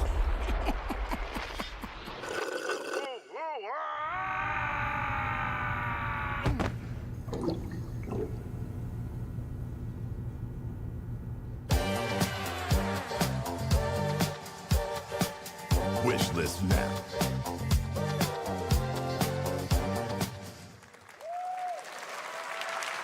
That was Last Flag, a new online action game from the new indie studio Night Street Games, which is the ultimate game of capture the flag set in the 1970s. As you saw, the closed alpha will be starting later this year. Next, we have a beautiful new trailer for a Souls-like action RPG game developed in China by Lenzi, Wu Chong, Fallen Feathers, which is launching on July 24th. Here's a look.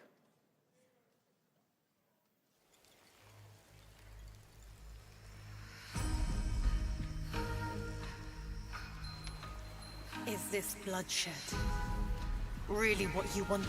I've been curious about this game as well. This is one of the ones I want to try. Like, I'm picky when it comes to my Souls-like games. Fate is all set in stone. You can't change how it ends.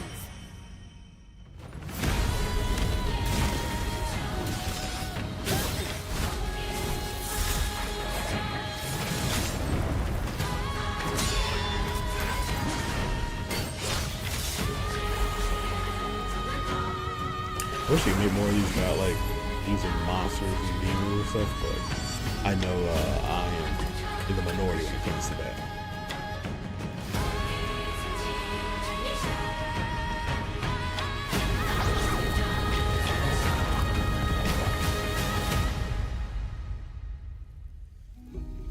What will it take to finally awaken you?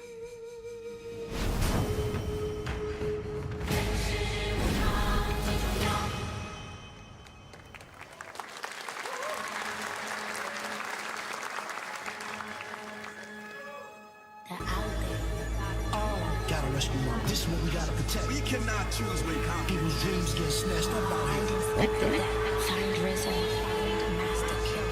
You got a new Wu-Tang game. You got a new Wu-Tang game. Where is the Wu-Tang Clan? Oh, don't play with me. Don't play with me.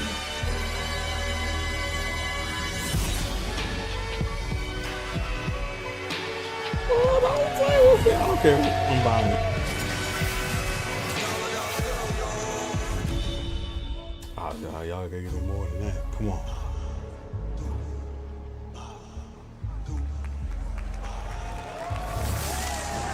That has to be coming on console.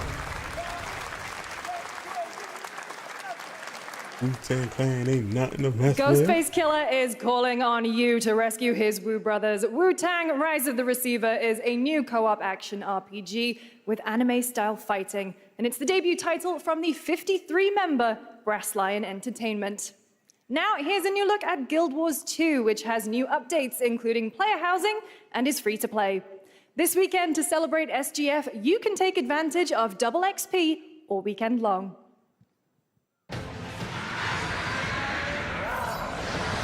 I'm surprised this game is still going. My calling takes me far from home, where shared struggles form fast bonds. My greatest advantage? Adaptability. Their greatest weakness? Me. My story. My story. My story is yours.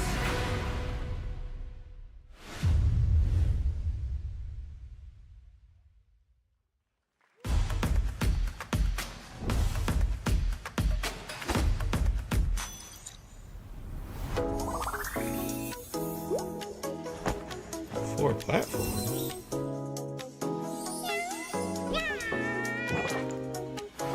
I know PC, cell phone, Android, and iOS, but they're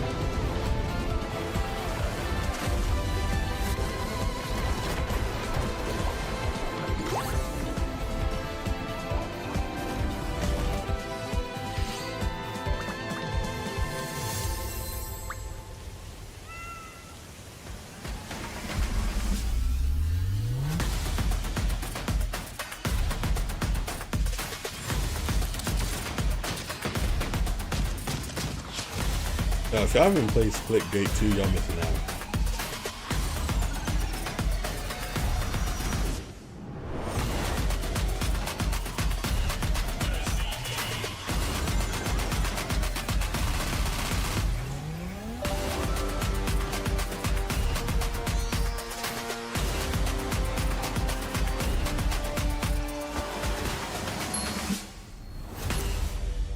Yeah, my library is crazy because of the free games. Oh, who got? I'm never gonna guess what happened. I took a bullet, I died, I came back. Here we go. And I met Johnny Silverhand. Chip. Long story. Here is another game throwing back to a classic animation style. Enter a surreal world where you're a down-on-his-luck outcast who has to battle his inner demons, literally, in this action roguelike. Here's Into the Unwell. What are we rocking with?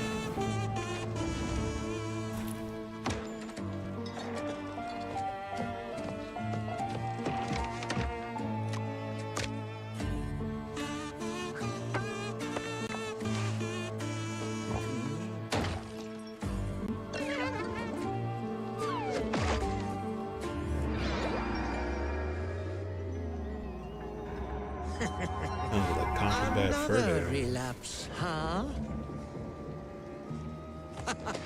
Get well soon.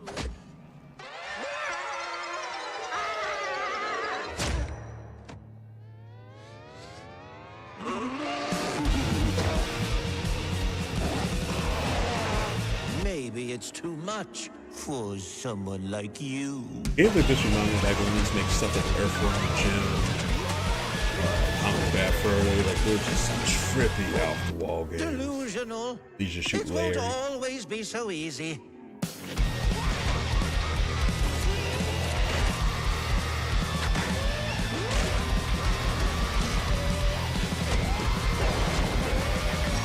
My group chats have been wild for that Street Fighter Elite. You still look a little unwell. Oh, Splitgate.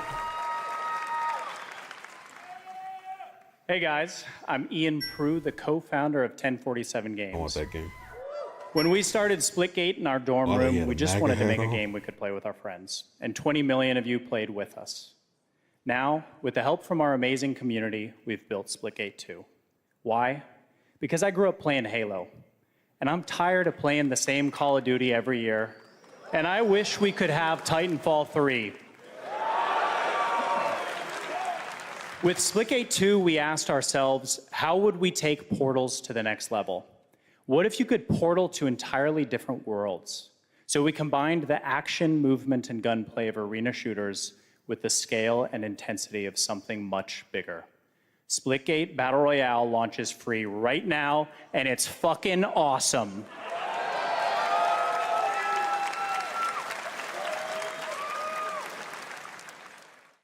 Just look at that water placement, expertly done. This is the epitome of sport. They are splitting savants and jetpack geniuses. The movement is so fluid, so fast, you can't stop and you can't catch. Can he complete the comeback? He's going to try. He shoots. He gets the kill. Now that's how you portal. Like, me and my boys love Splitgate, but Battle Royale, that sounds interesting.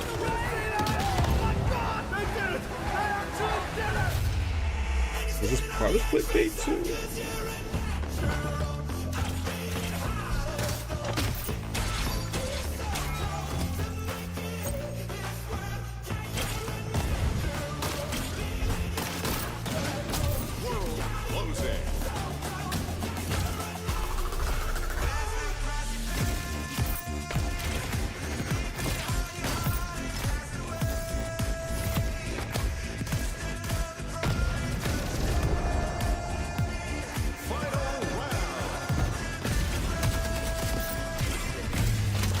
Last man standing.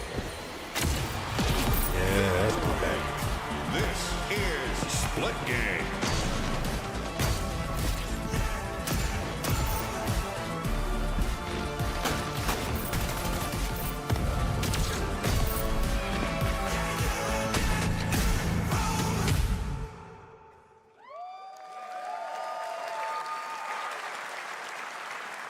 Now we are honored to showcase the latest project from the talented minds at RGG Studio in Japan.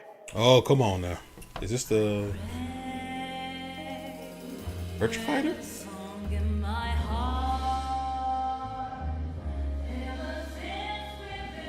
I think it's that new Virtua Fighter game, whatever they were going to call it.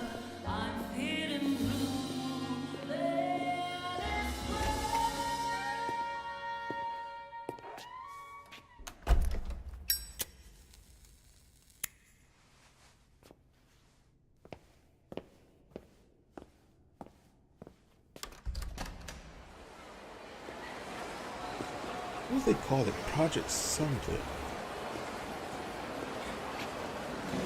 That.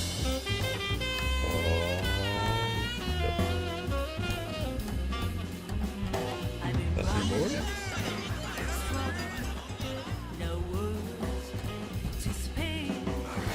It's time I close my eyes till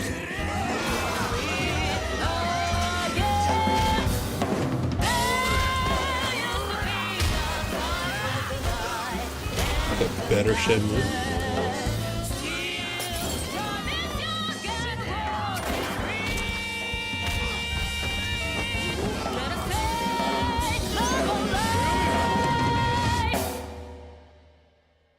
Got a name? Mako. Daito. Daito. A Jap then, huh? Don't I look like one? You're not? So, what are you then? Sana.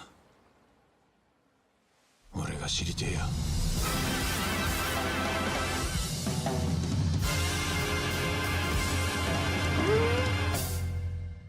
Is it drop? Is it drop? Oh, I want that. I want that. RGG don't know. You saw it at TGA last year as Project Century set in 1915, and now the full name has been revealed. Stranger Than Heaven, the brand new title from RGG Studio. This time it's now 1943, And knowing RGG, I'm sure more surprises are surely on their way. All right, well, we're almost done here, but we do have one final, very special global game announcement to share with all of you who've been waiting. Today, we've showcased a lot of projects from teams around the world, including many brand new studios, and we're proud of that. But this one comes from a studio that is no stranger to delivering blockbuster games time and again. When I first got a glimpse at this project last summer, I was absolutely blown away by the scale, scope, and ambition of this developer's vision. And while there are many places, really any place, this game could have been revealed, we are so deeply honored that we get to share it with the world right here at Summer Game Fest.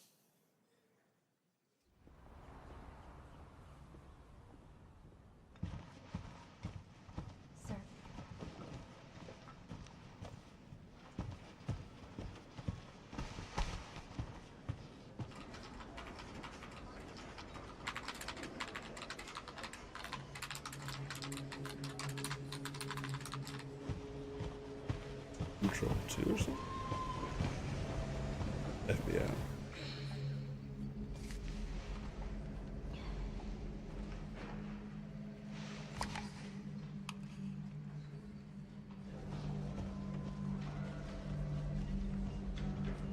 Grace. Grace. Grace Ashcroft. Yes? My office. Oh, coming.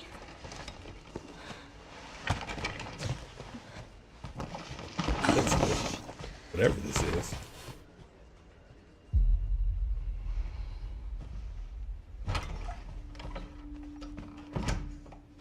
If this is about the report you asked for yesterday, it'll be ready in 3. No, 2 days, tops. Put a hold on that for now. We found another body. One that exhibits the same pathology as the others we've been investigating. Now, I need a good technical analyst on this. Okay.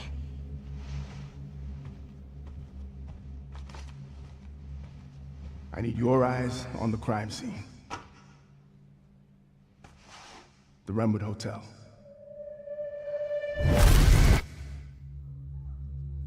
I know that's where your mother was murdered. Alyssa died 8 years ago. Perhaps it's time for you to face the past. Grace.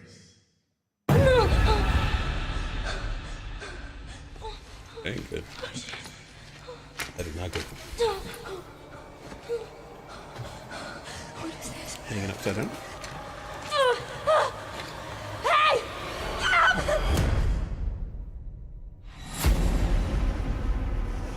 Stay close.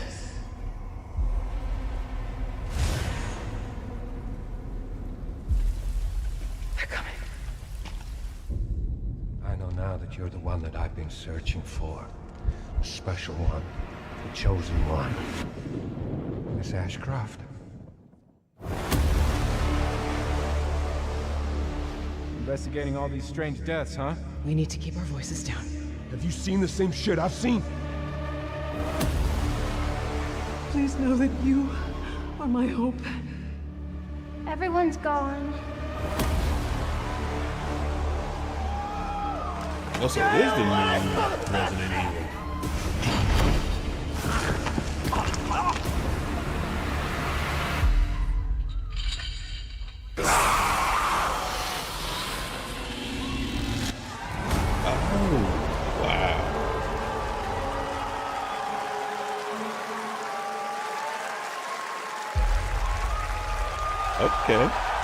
Okay.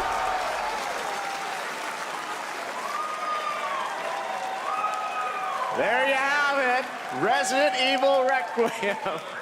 And it will be playable to fans this August at Gamescom, where we'll also be hosting Opening Night Live on Tuesday, August 19th. Resident Evil Requiem marks a bold shift for the franchise, both in tone and gameplay, and today's reveal isn't just about survival horror. Expect high-stakes cinematic action too, with much more to share soon leading up to its launch on February 27th, 2026. Amazing. Thank you, Capcom. That was an amazing announcement. Glad we kept it a surprise. All right, that's going to do it for our live Summer Game Fest show. Let's thank our co-host, Lucy James. Didn't she do a great job, everyone?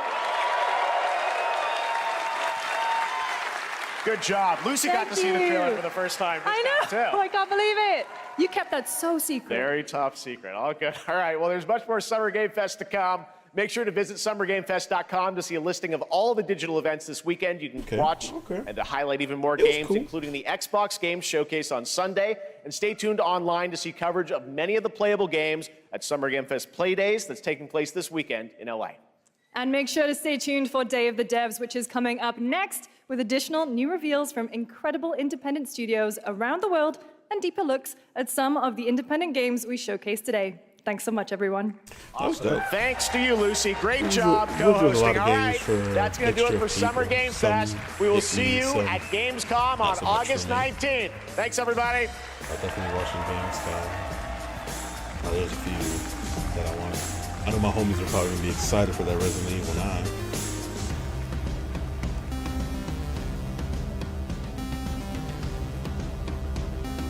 Alright, probably let it run Day of the Devs.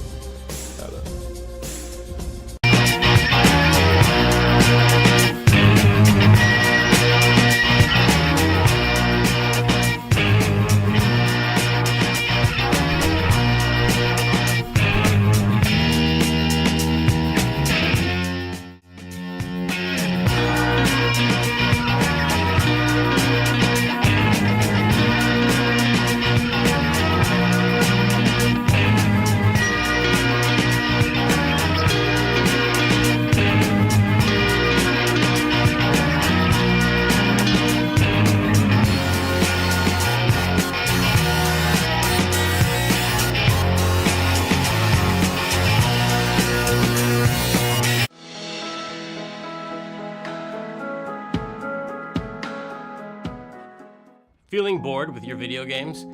Your library is full, but it's leaving you feeling empty inside? If you sat down and played your entire games library from beginning to end, by the time you finished, you'd be 9,000 years old and everyone you loved would be dead, including you. Don't let this happen. There is a better way. Hi, I'm Tim Schafer from Video Games, and I'm here to tell you the good news about Day of the Devs. Day of the Devs is an all-volunteer curation committee that plays hundreds of games so you don't have to and brings you the very best of them to show you at places like this digital showcase that you're about to see today. How much does this cost, you might ask? $5 million? $10 million? Absolutely nothing. Day of the Devs is a nonprofit and supported entirely by generous contributions from people like you and also our generous sponsors. So all you have to do right now is sit back and prepare to be inspired. Enjoy Day of the Devs Digital Showcase.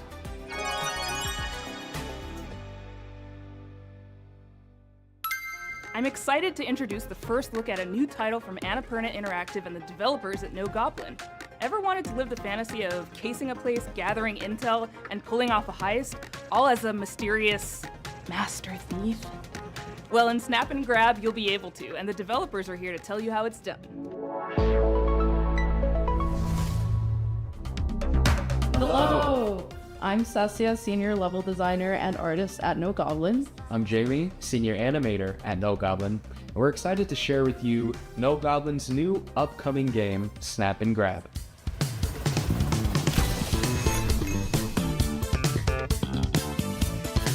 Snap and Grab?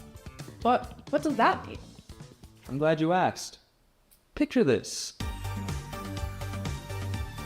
It's the 80s, and you are nestled between high fashion glamour and high ticket crime. As Nicky Nevada, the world's greatest photographer, you'll be tasked with visiting a variety of rich and lavish settings, in which you'll have one question on your mind. What will you be stealing tonight?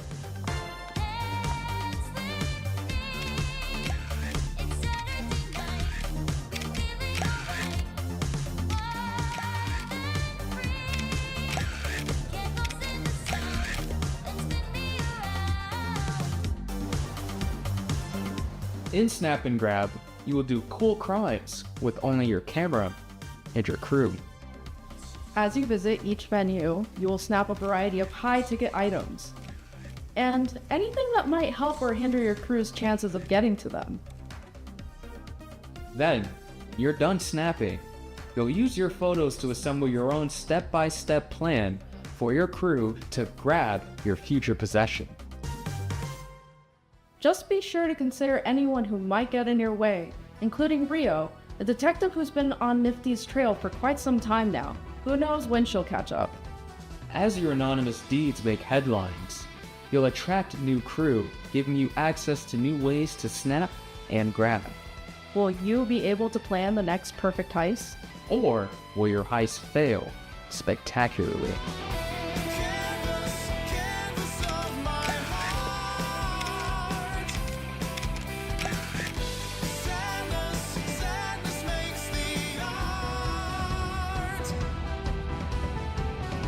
We can't wait to see what you plan next in Snap and Grab.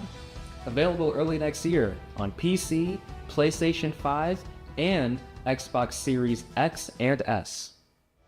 Does Untitled Goose Game ring a bell? It was one of the very early Day of the Devs games, so early in fact, that when we asked the dev what the name of the game was, they asked, do they have to have a name? You know the rest of the story. House, based in Melbourne, Australia, is developing a brand new kind of experience that's unlike anything else you've ever played. But I'm not the right person to describe what it is. Better served that these anthropomorphized ant, duck, wobbly creature things do it for you. Take it away. Hello. Hello. We're House. You might know us because of our Goose Game. And we're here today to show you around our new game. Ooh. It's a cooperative multiplayer adventure made for friends to play together. It's called Big Walk. It's a tricky game to describe, but it's mainly about doing two things, talking and walking. So talking. It's a big part of Big Walk, and we've put a lot of work into making a proximity voice chat system that feels natural and playful. You'll sound different if you're speaking up close. Hello. Or far away. Hello. Or in a tunnel. Hello. Or over a walkie-talkie. Hello. Over. Or behind soundproof glass. In a situation like this, where you can't hear each other, you'll need to find other ways to communicate. So we've given you lots of ways to point and gesture. Oh, there they are. And plenty of tools to stay in touch when you're out of earshot. And if you can't use voice chat, or you just don't feel like it, we've also made a proximity text chat system, so you can play the entire game that way as well. Hello. The game is set in a big open world that we've filled with all kinds of stuff. To see it all, you'll need to go for a big walk. Exploring as part of a group is a special feeling. Our chat system makes it important to stick together, so navigating the world of Big Walk requires lots of teamwork and talking. Oh, that's that like pass. As you explore, you can split up and go off on your own adventures, or even lose each other accidentally. When you're apart, you won't be able to talk face to face, and so finding your way back together isn't always straightforward.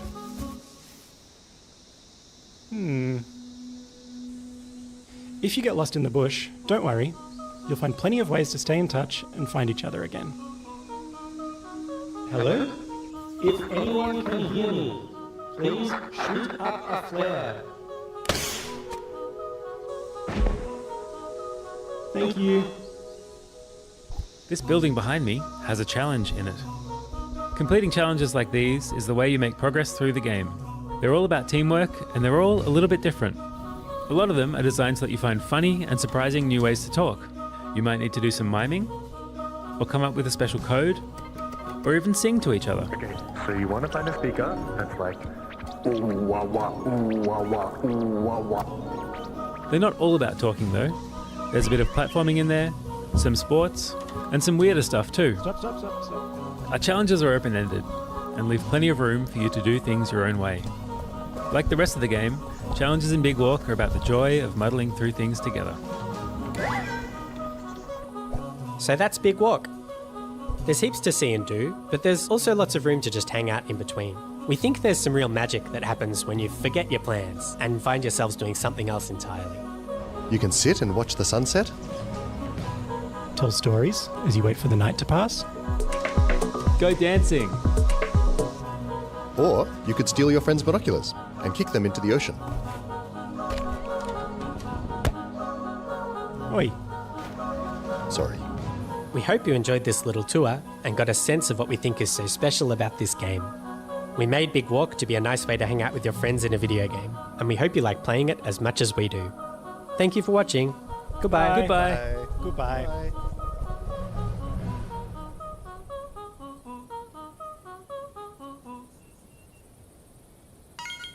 This next title is from the art director of Journey and the team at Giant Squid, who brought you beautiful titles like Abzu and The Pathless. You'll see the DNA of all those games in this one as you surf the sand on your sword and bring the sea back to life. This is Sword of the Sea. Hi, I'm Matt Nava. I'm the creative director at Giant Squid, and I'm very excited to share with you our latest game, Sword of the Sea.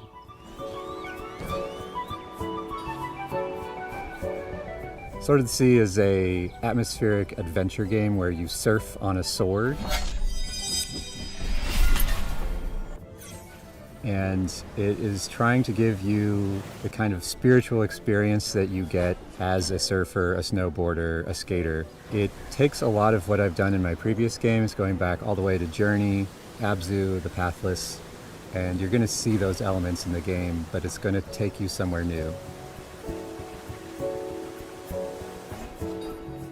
Sword of the Sea is all about movement, getting into a flow state, and that's something that as a snowboarder I've experienced myself. I feel like there's this kind of magical experience that you have with these extreme sports. When you're doing it, you actually find this kind of meditative quality.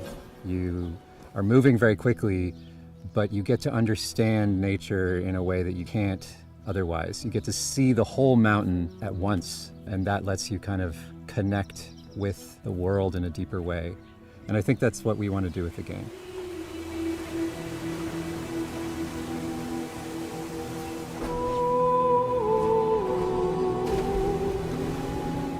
I'm really excited because Sword of the Sea has music written by Austin Wintory, a longtime collaborator who I work with on Journey, Abzu, The Pathless, and he's done countless other games scores. It also has movement inspired by the old skating and snowboarding games. So if you played the Tony Hawk games, if you played the old snowboarding games, you're going to love the way that you move in Sword of the Sea.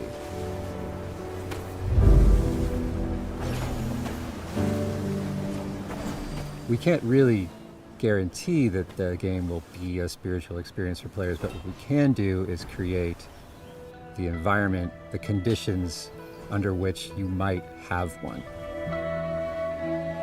Sword of the Sea is coming out this year, August 19th, on the PlayStation 5 and PC, so wishlist now. Thank you. This next world exclusive is a sequel to a game that has over 4 million players and counting. A runaway hit, if there ever was one.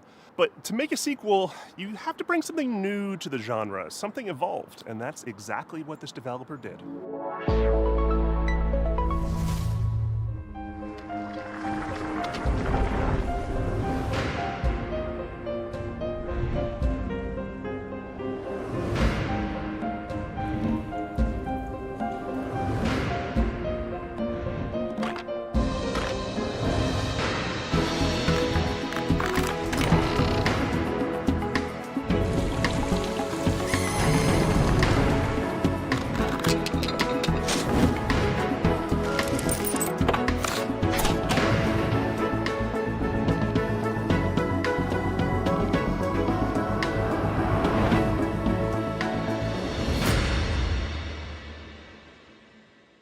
Hi, I'm Wyatt with Coin Crew Games, and we're here to announce Escape Academy 2, Back to School, the sequel to Escape Academy.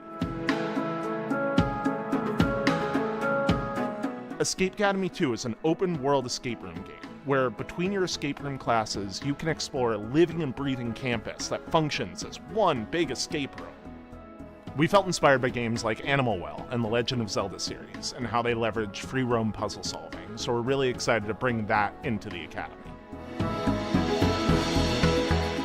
Our background as a studio is in building immersive narrative escape rooms. So when we started making a sequel for Escape Academy, we asked ourselves, how can we push that even further? We looked at feedback from the first game, and the #1 most requested feature, by a huge margin, was more academy, to really get to be a student at the school. This time around, we're going to let you explore the campus, to go to classes, meet other students, and, most importantly, find lots of rooms to lock yourself up in. What was once a 2D level select map is now a fully realized explorable space. Whether you're returning to the Academy or stepping in for the first time, you'll find yourself in a world full of unique environments, from dusty puzzle archives to hidden rooms in unsuspecting places.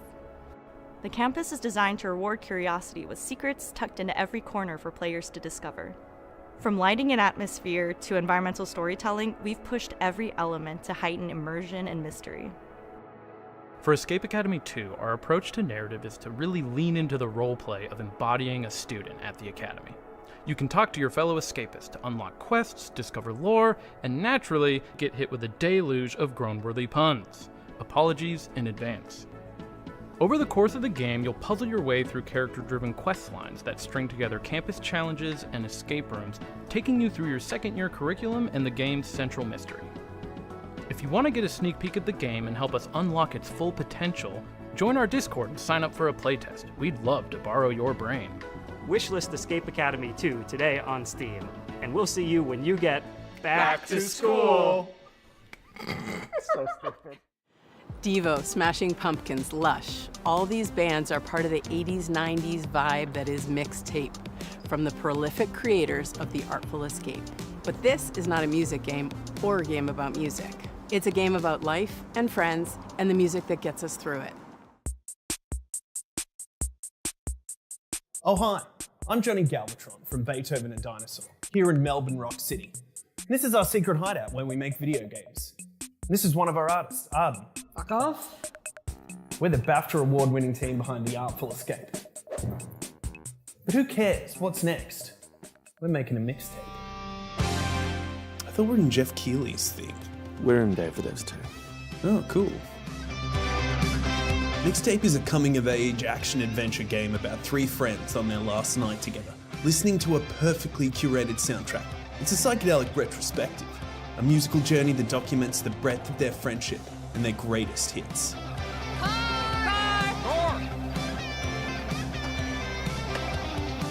In another car!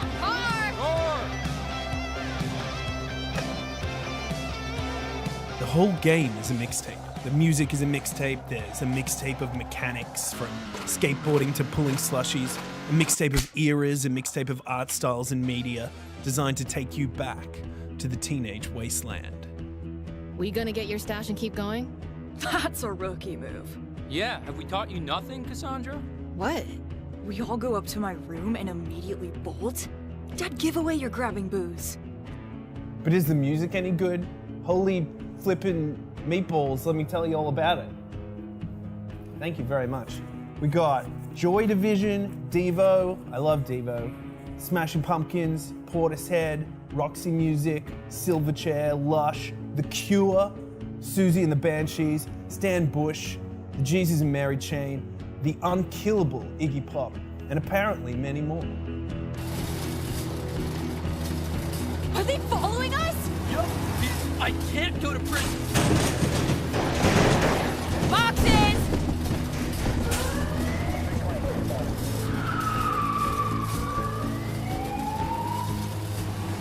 This is a terrible idea! What are we doing? If death looks you in the eye, dude, don't blink! Play it on Game Pass day one, wishlisted on Steam, play it on a PlayStation or Epic or whatever. I thought we were riding together. I didn't want to get all sweaty and shit. Fair. Mixtape. Nothing but the hits. Did you see that Drinkbox Studios just announced their next title, Blighted, moments ago at the Summer Game Fest? Well, now they're here to give you an in-depth look at the game. Hey, I'm Ian, the lead designer at Drinkbox Studios. And I'm Augusto, art director at Drinkbox. We're excited to finally tell you about our new game, Blighted.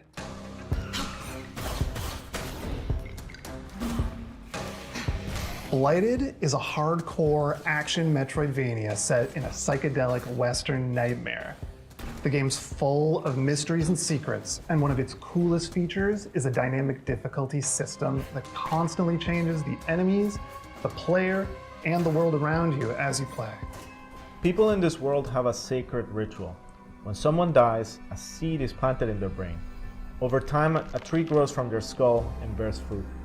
By eating this fruit, one gains a knowledge and experience of their ancestors.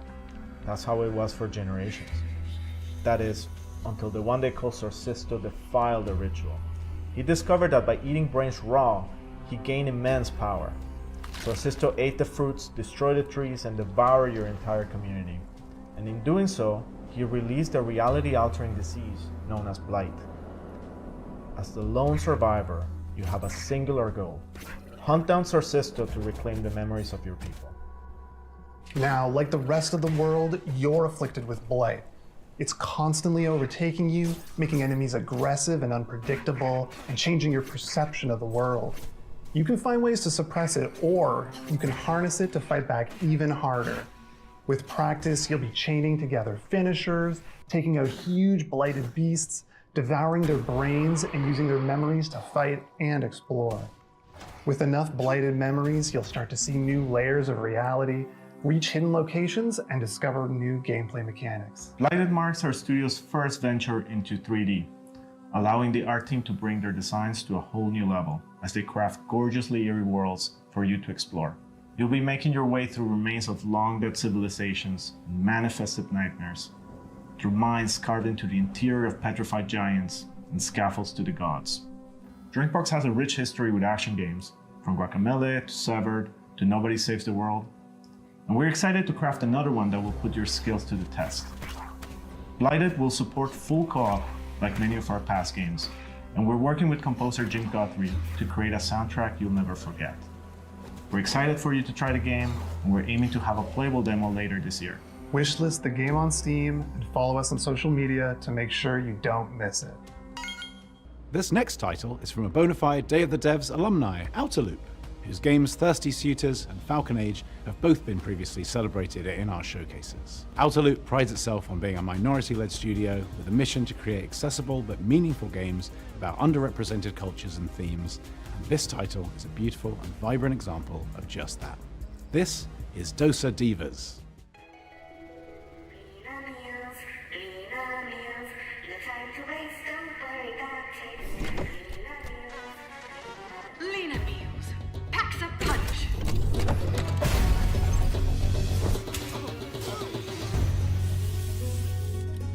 No one cooks anymore.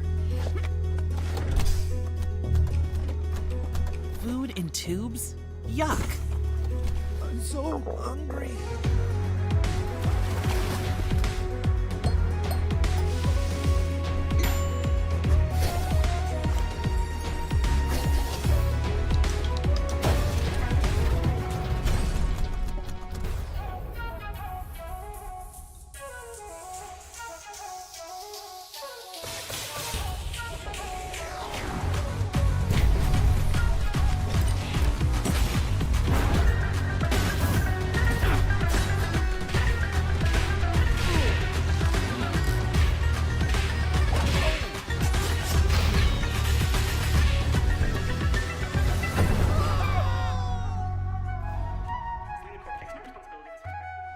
Hi, I'm Eka, Creative Director of Outerloop Games, and I want to introduce you to our new game, Dosa Divas, a spicy narrative-based RPG.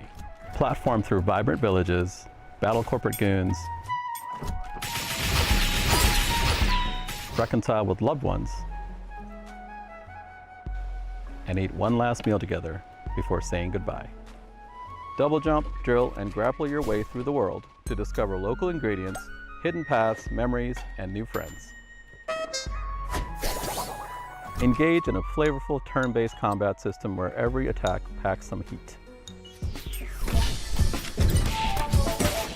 Especially when you time it right. Hitting the action button as the hit lands amplifies your attack damage and strengthens your blocks against enemy attacks. Use boost points at the start of your turn to multiply damage on attacks and skills. Match enemy flavor cravings to break down their defenses and leave them stuffed. Cook up made-to-order food to wake up villagers from a processed food-induced haze using the expressive cooking system. Delivering delicious, hearty meals reconnects communities with their culture, history, and shared memories and increases your reputation. Serve up looks like customizing your spirit met goddess. Create your own spicy style with custom wraps and accessories. Dose of Divas, our spicy narrative turn-based combat RPG, will be out in early 2026. Thank you.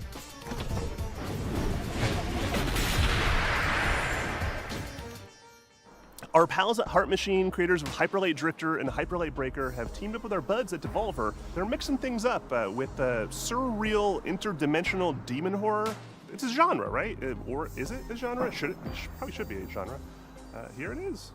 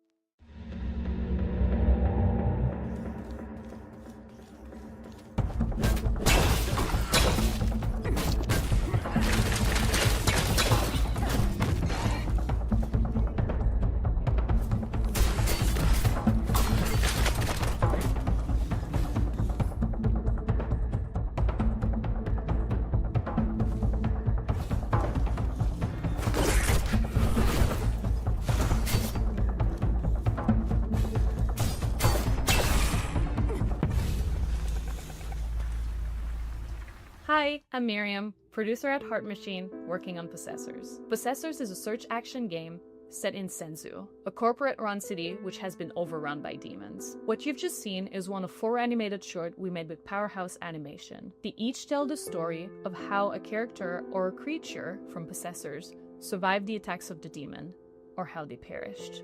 In Possessors, you play as Luca, a teenager from Senzu who was injured in the disaster. Luca was forced to make a deal with a demon named Rem for both of them to survive. Rem possessed her, healed her, and made her strong. Now Luca and Rem are stuck together and forced to get along. They'll have to climb Senzu's skyscraper and fight through hordes of feral demons to escape the city. Along the way, Luca and Rem will discover what Senzu's corporate master were hiding, and piece together what happened by sharing their memory of the past. On behalf of the team, we're all very excited for you to play Possessors, which comes out later this year. In the meantime, you can wishlist Possessor on Steam, or try Luca's new demon power for yourself.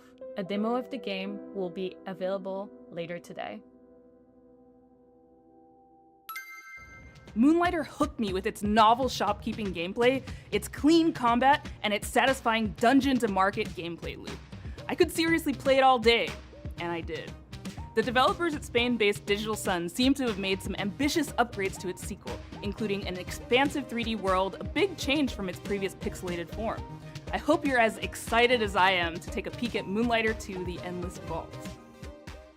Hi there, this is Isra from Digital Sun. I'm beyond thrilled to share this event with you and show what's in store for Moonlighter 2: The Endless Vault.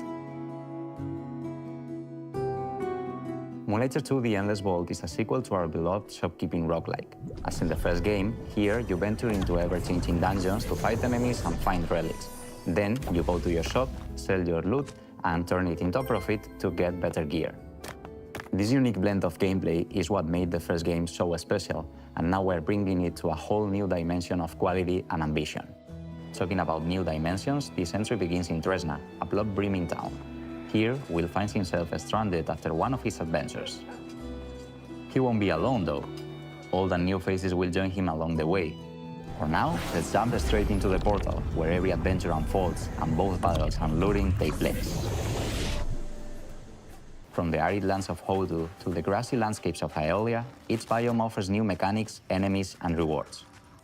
Combat has been vastly improved, with some enemies specialized in ranged weapons, while others focus on close combat. Once you clear a room, several things can happen. You might find a perk, in-run effects that can increase Will's power and unlock new abilities.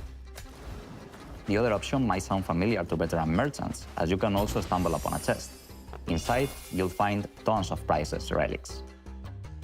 Depending on where you place them, relics will unleash all kinds of effects.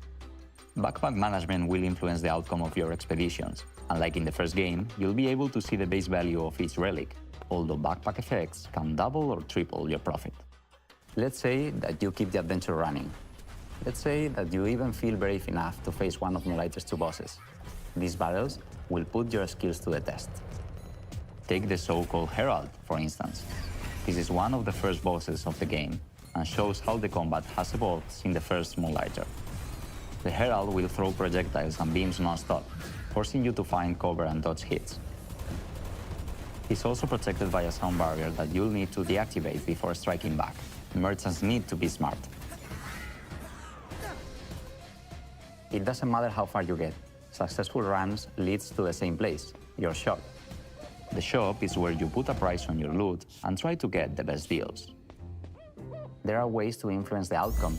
For now, all I can say is haggle hard, sell harder. Well, there's actually something I can already share with you.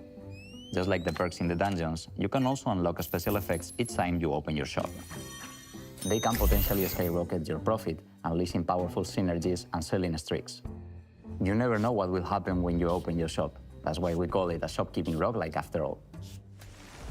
That's it for now. After nearly 7 years since the original Moonlighter was released, we hope you are as excited as we are. Please stay tuned to our socials for all things Moonlighter 2, The Endless Vault. See you in Tresna. Inspired by Pietro Riva's manifesto, Rejector, Thomas feels driven to advance our medium by creating games for new audiences and to hopefully entice those who might not be usually interested in playing a video game to take an interest. From Thomas Waterzoo, creator of Please Touch the Artwork, this is Please Watch the Artwork.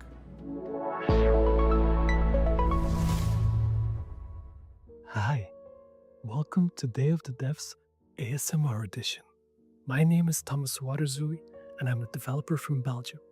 I'm the creator of Please Touch the Artwork, a series of casual and accessible games based on real paintings, where I explore what would happen if we did touch the artwork. I usually start by choosing a painter I like, and then think about what gameplay could fit their art style. For my third game, I fell in love with American realist painter Edward Hopper, but this time you're not going to be touching artworks, you're just going to be watching them. At night.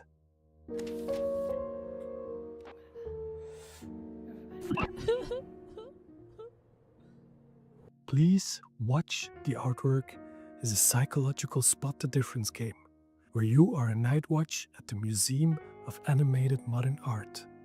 In short, MAMA. Your job is simple. Watch the paintings and report any anomalies. However, these are not your everyday paintings.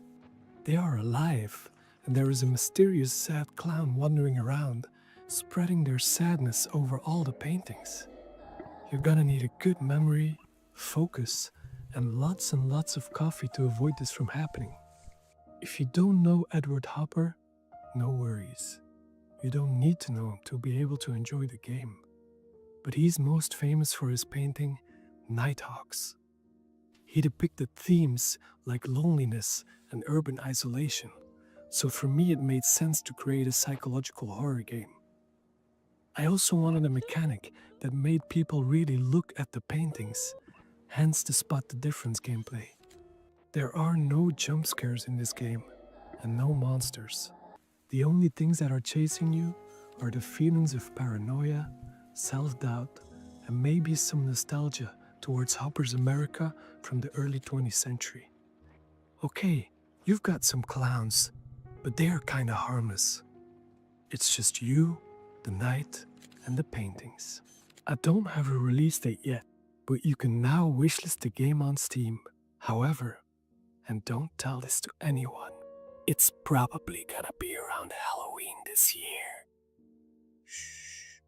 Thanks to Day of the Devs for giving me this wonderful opportunity, and I really hope you like this bizarre little thing I made. Bye-bye.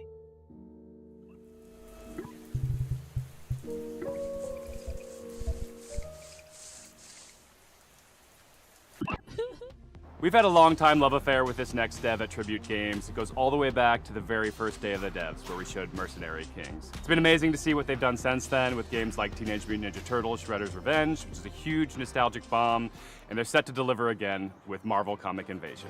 Hi, I'm Frédéric Gemus. And I'm Kevin Chiasson. We are part of Tribute Games from Montreal, Canada, and are currently working on Marvel Cosmic Invasion. Marvel Cosmic Invasion is a retro-inspired beat-em-up set in the Marvel Universe. When Annihilus launches an attack across the galaxy, it's up to 15 Marvel superheroes to save the day. So far, we've announced Captain America, Spider-Man, Venom, Wolverine, Storm, Nova, Phyla-Vell, and we've just revealed that Rocket Raccoon and She-Hulk are joining the fight.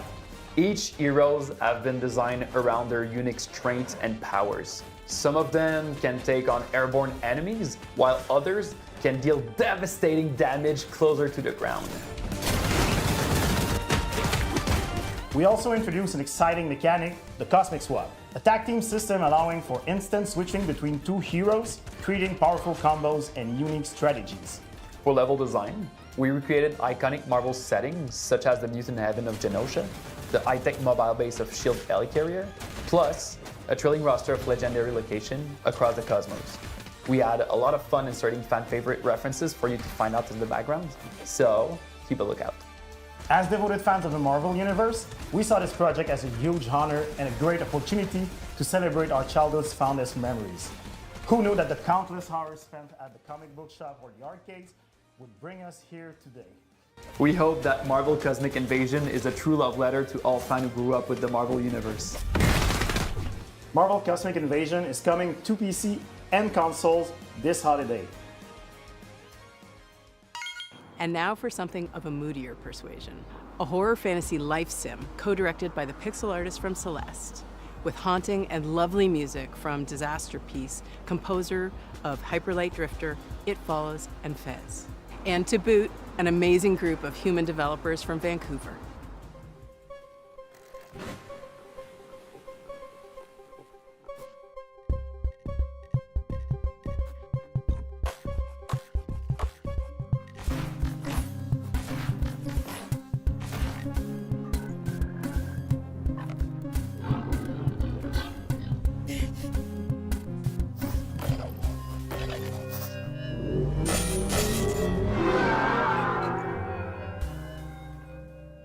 Hi, I'm Isa, programmer and writer of Neverway. And I'm Pedro, artist and designer of Neverway, a horror RPG in light sim and the debut title of our new studio called Blood Inc. You play the game as Fiona. After quitting your dead-end job, you try to start over on a farm, a place where you can escape from all your problems and finally start fresh. But it gets darker. Fiona will find herself indebted as immortal herald of a dead god. With your sword, you can fight in a fast-paced combat, and you can choose your secondary gear to change how you fight, like a hookshot you just crafted. But remember, you still need to keep your new life on track. You can do things like shopping at the Cellmart or paying your mortgage using your very own Luna OS computer. You can also befriend or even romance more than 10 characters, each with their own special cutscenes and routines that can interact with each other. And as you get closer to those characters, you can use those relationships to unlock new compatibilities that change the way you fight. You can farm, fish, and cook, but Neverway doesn't play like a regular life sim RPG. Time progresses in 3 blocks: morning, afternoon, and evening, and you choose when to advance by doing things like eating, sleeping, or reading a manual. The idea is to let you set your own pace, so you can choose when you want to fight or when you just need a break and see your friends. You will eventually start searching for the Neverway, a decaying, nightmarish reality that is slowly leaking into yours. There you will learn what's happening to this dark, post-apocalyptic world as you pay out your debt. If this sounds like your kind of game, you can wishlist Neverway on Steam and stay up to date to our latest announcements. And thank you for watching.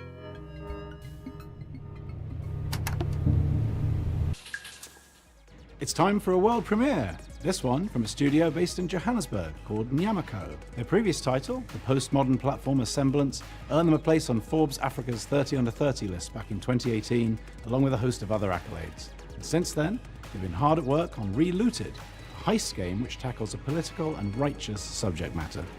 Please take a look.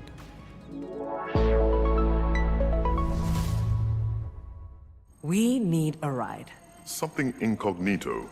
Like a submarine. No, but also fast. Like a jet/submarine. Can you be serious? Ready.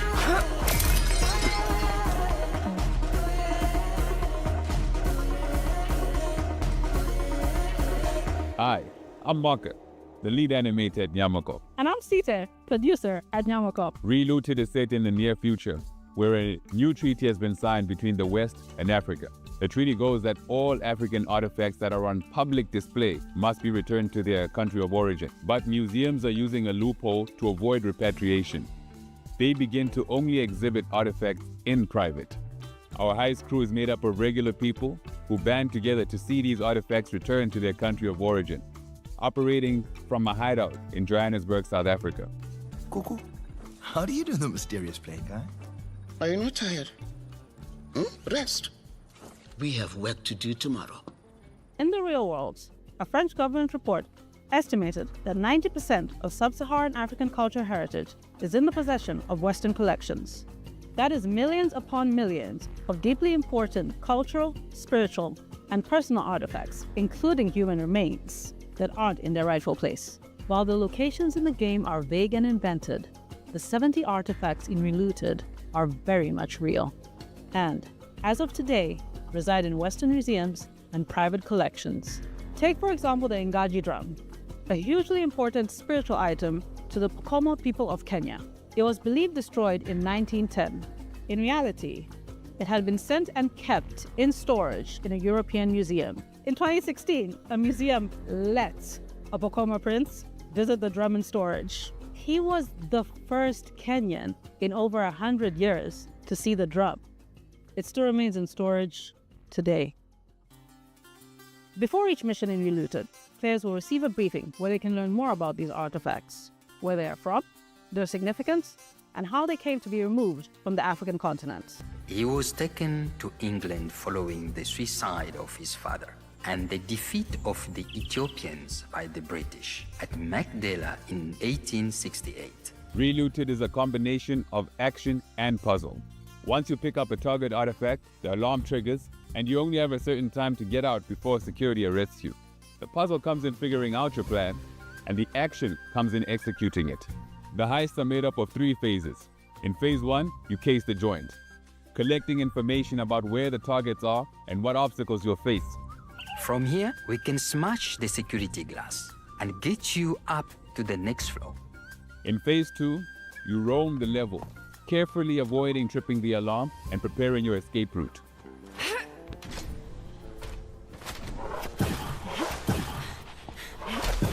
In phase 3, you execute, flowing through your plan and evading security systems as you carry Africa's heritage home.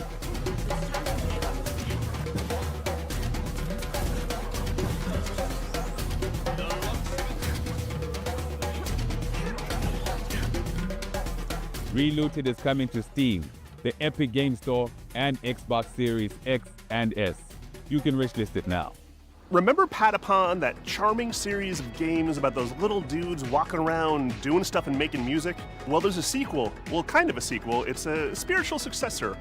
It's the core team from Sony Japan that made the OG games coming back at you with more charming little dudes doing stuff while making music. Here it is. こんにちは。パタポンの原作者であり、現在ラタタンの開発をしております小谷博樹と言います。そして私はラタタンのリードプロデューサーを務める坂尻和人と申します。私は現在サーフィンやランニング、そして大好きなけん玉の練習をしている時以外は常にラタタンがより面白くなるように努力をしているところになります。ラタタンはよりカラフルなデザインと、オンラインマルチプレイモード、ローグライトなど新たなゲームデザインに取り組んで日々開発を行っています。そして皆さんと一緒に育ててきたファンベースはとても素晴らしいものであり、コミュニティに投稿していただける応援のメッセージとか可愛らしいファンアートにはいつも励まされています。プロデューサーとして日々この業界の苦しさを感じております。ですが、このように自分たちの好きなゲームが作れることに日々喜びを感じています。我々インディーチームですので、まだまだ皆さんの支援が必要となります。今日は新しいトレーラーをお持ちしましたので、ぜひご覧いただきたいと思います。それでは、どうぞ。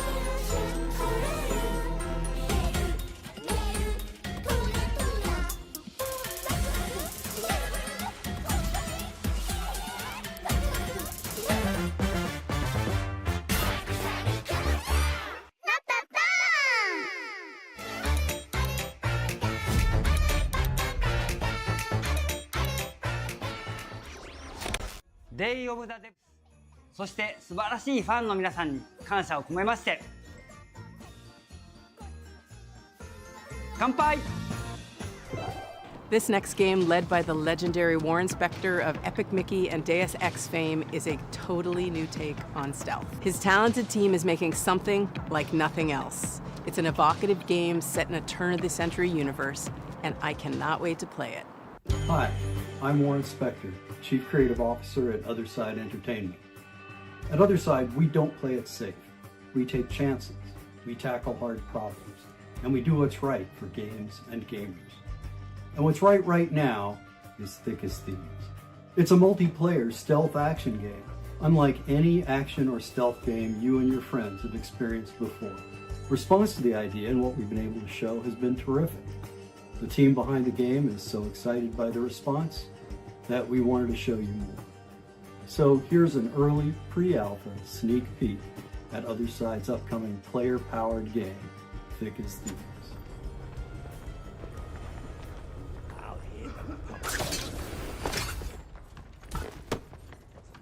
So we're trying to have all the bells and whistles of an immersive stealth game, like hiding in shadows, understanding NPC pathing and vision cones and timing your movements with them, and lockpicking your way through a guarded location. The X factor to me, however, is probably the presence of other players in the same game.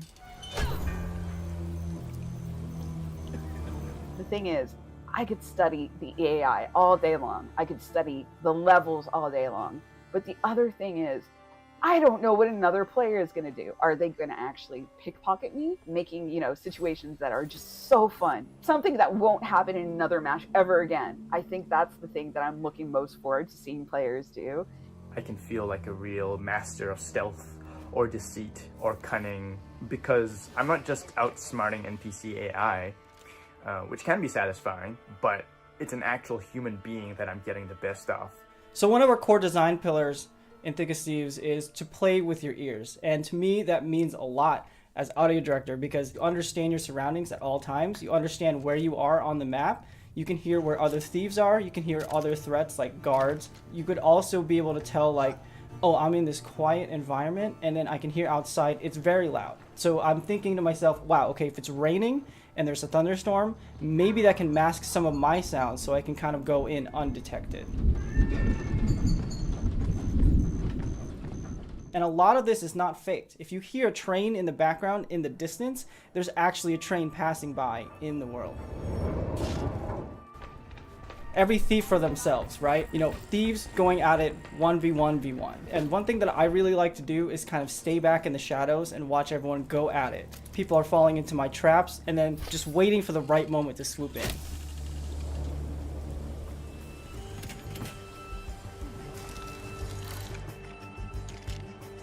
So every match is always fresh to me. The weather changes, the locations of the clues or the loot, the guard patrols, and of course the players are always on their own separate quests, so really anything can happen. That's far enough. You know, we've been working on this game for a while now, and I'm just totally stoked that other people are excited about it too.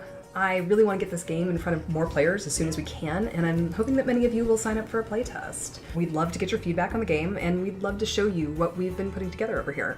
So, thank you very much. This is a new title from a longtime collaborator of ours, both at Double Fine Presents, where we published our game Kids, and here at Day of the Devs, where we've highlighted titles like Time Flies. Here's a first look at their new game, Pocket Boss.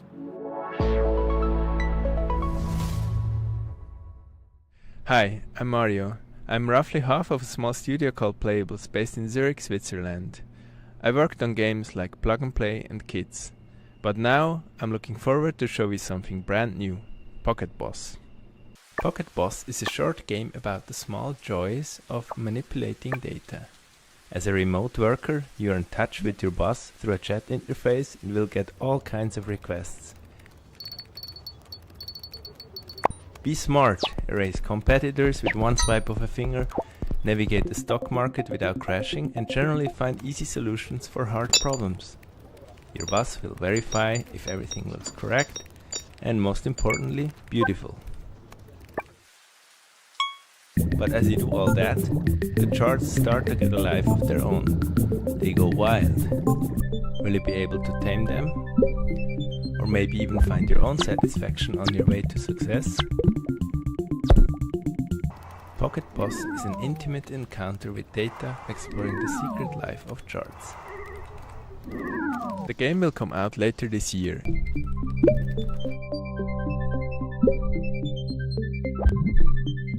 You can find more information and a link to the Steam page on pocketboss.ch. Thank you. This autobiographical game is all about food and our complicated relationship with what we eat and what we see when looking at the scale. Its unique gameplay unpacks the frustration and even the strange humor of cooking, eating, working out, and more. And we finally have a release date. Hi, I'm Jenny. Hi, I'm AP. We're the co-directors of Consume Me. Consume Me won the Seamus McNally Grand Prize at the 2025 Independent Games Festival. More importantly, it's about to get its release date announced at Day of the Devs. After we talk specifically about how cool it is. Did you feel like a complete jerk and/or a loser in high school? Well, I did. And I did not stop her from spending several years of her adult life letting me make a hardcore role-playing game about it with her. I was not my high school valedictorian. My grades were a toilet emoji. Furthermore, 0 European museums had ever yet featured an exhibit of my art. So the only thing I could think of to want to do was get hot. That's where you come in. Are you tough enough to help cartoon me get hot? Each story chapter in Consume Me sees Jenny with new goals and not enough time to comfortably accomplish them. You, the player, must manage her schedule by making meticulous decisions about how to spend her free time. Every activity costs or boosts different resources. These activities often involve mechanically hilarious minigames. In Consume Me, putting food on your lunch plate is a puzzle game. You can buy a sponge at the corner store to make the hitbox bigger in the bathroom cleaning minigame, and you can also wear a special outfit that results in your mom giving you more money if you clean the whole bathroom. Yoga might kill you. Encounter cash on the street while walking your dog. This part is based on real life, by the way. 1 out of every 16 times I walked my dogs over the past 4 years, I've encountered a crisp 20 on the ground. Can you win the heart of the boy of your dreams? Can you hold on to it? Can you chart a course toward a sustainable future? Can you fit just one more to-do goal on your plate? Or is it already full to bursting? More importantly, does any of this matter, either in the game or in real life? We don't have time to spoil the story here. So you'll have to find out yourself when Consume Me comes to Steam on September 25th, 2025. Please wishlist it as soon as you can. Seriously, at the rate of $20 per 16 dog walks, it is going to take me 1,095.89 years to earn $1 million, and we need to make another game after this. Thanks. Thanks. Sometimes great games can go unnoticed. If you're lucky, maybe you build a small cult audience, but very rarely do those games go on to inspire huge games like Undertale. That's exactly what happened with this game. Originally released in 2008, and now seeing a release on Steam and Switch, this is Off. Hello, I am Mortis Ghost, a Brussels-based comic book artist and creator of the game Off.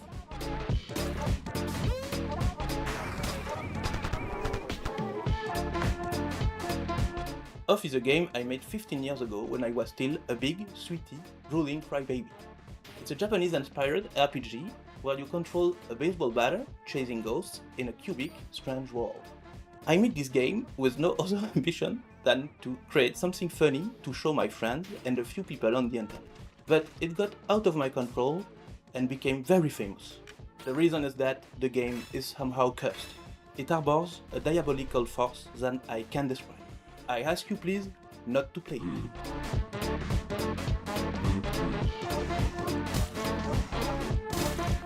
Hi, I'm Jack Murphy, a dev on Off. I'm Ryan Allier, and the studio director. It's been a pleasure to work with Mortis Ghost to bring Off to fans old and new. Off has inspired many indie RPGs over the years, such as One Shot and Undertale. Hey everyone, it's Toby. Off was a big inspiration to me and Undertale, and I hope you will take this chance to play it either for the first time or the 100th time. Oh. Off celebrates its 17th anniversary this year, and we've worked hard to preserve its original spirit as we bring it to modern platforms. In addition, Mortis Ghost has designed 6 new bosses for returning controllers. Plus, we have a new soundtrack, which you're hearing right now, and revamped combat.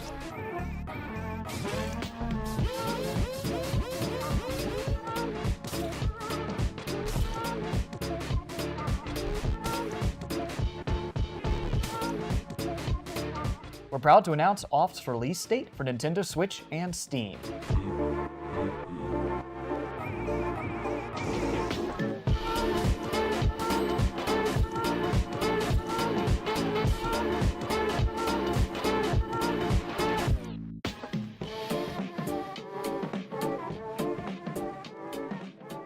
And now, a world premiere from a studio based in Quebec called Game Team 6. This is their second game together, and it's one of those where the title kind of tells you all you really need to know and has you sold before you've even seen a pixel. Please enjoy your first look at Tire Boy.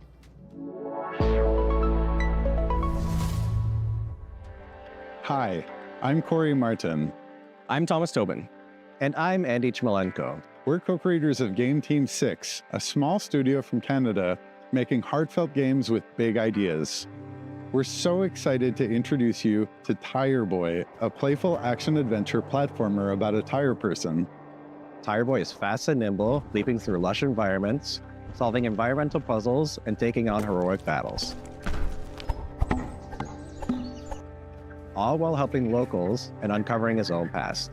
Tire Boy may be the last of his kind and was lost as a child. At the start of the game, we learn how he was raised by a large owl named Nestwick and doesn't know much about his family or ancestors.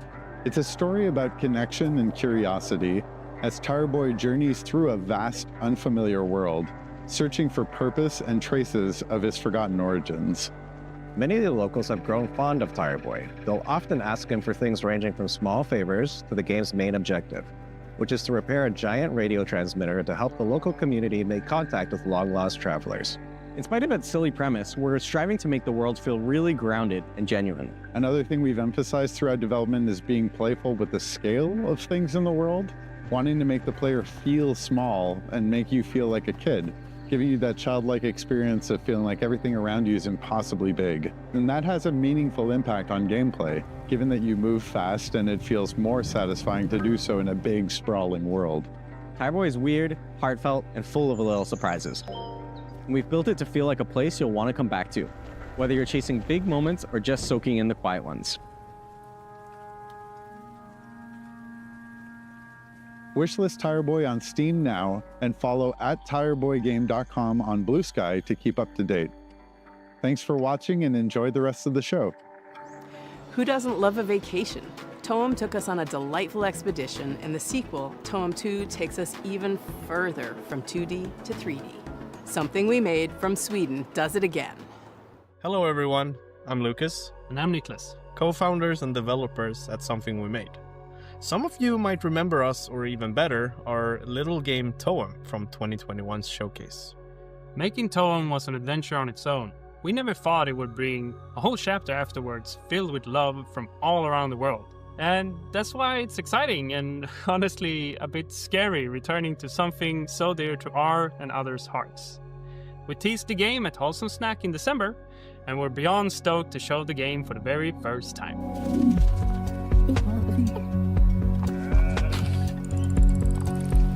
Toem 2 is still a photography adventure that resides in a whimsical world, where the main objective is to photograph a phenomenon known as Toem. Set a few years after the original game, our protagonist now jumps into their biggest adventure yet. And what the phenomenon is this time, well, you'll have to discover that yourself. Along their journey, they'll stumble upon special NPCs we call friends, each with their own personality and questline. These friends allow deeper relationships for the player, aiding them through fears and difficulties, hence becoming friends. Each friend gives the player what we call a camera tool. These tools allow new and interesting ways of interacting with the world through your camera. For example, the scissors, which cut things.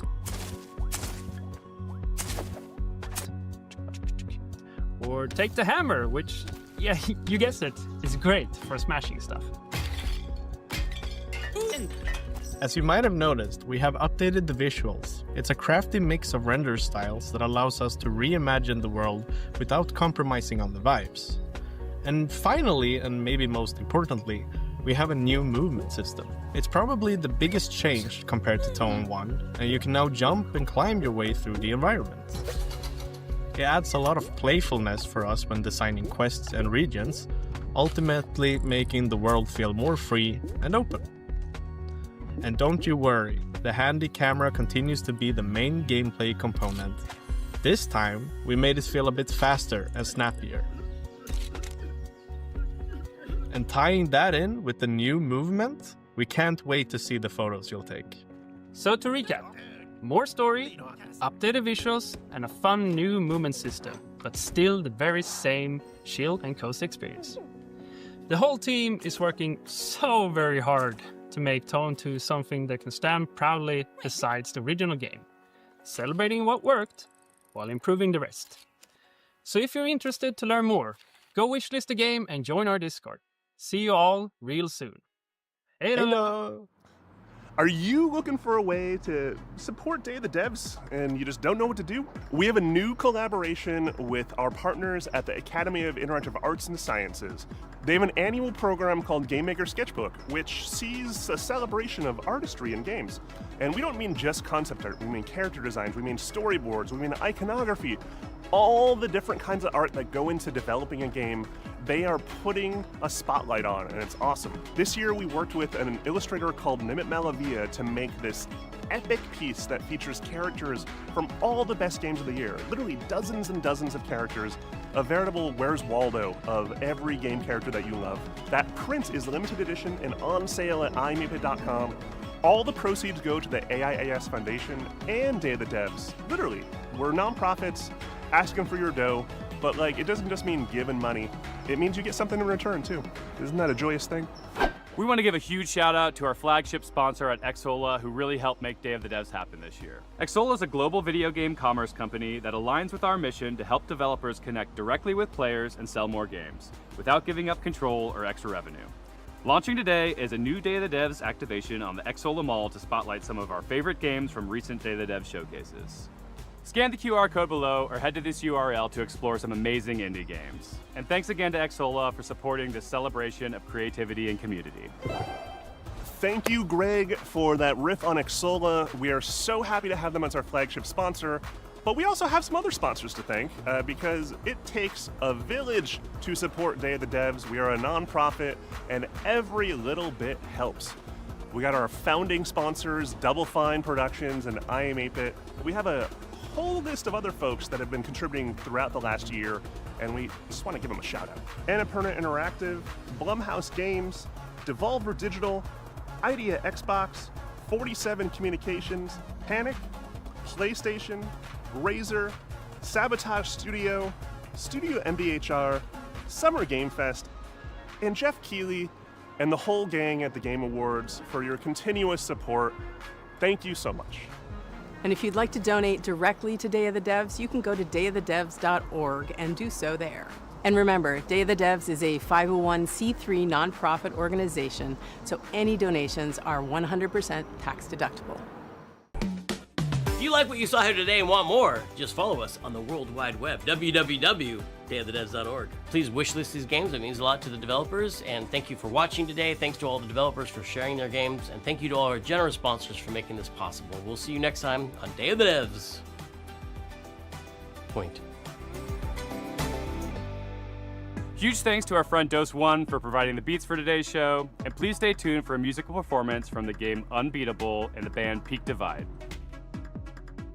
I'm RJ Lake, and I'm directing Unbeatable, a game where music is legal and you do crimes, with Andrew Tsai over at D-Cell. This is a never-before-heard new track from, this is mostly a never-before-heard track from Unbeatable.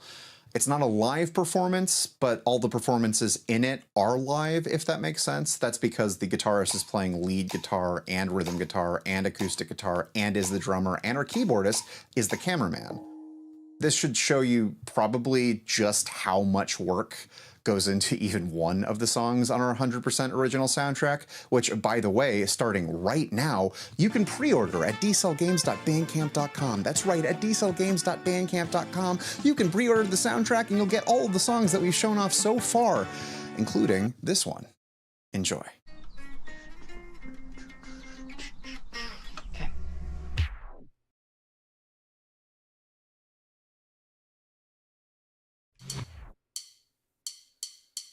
Has your voice been truly locked away?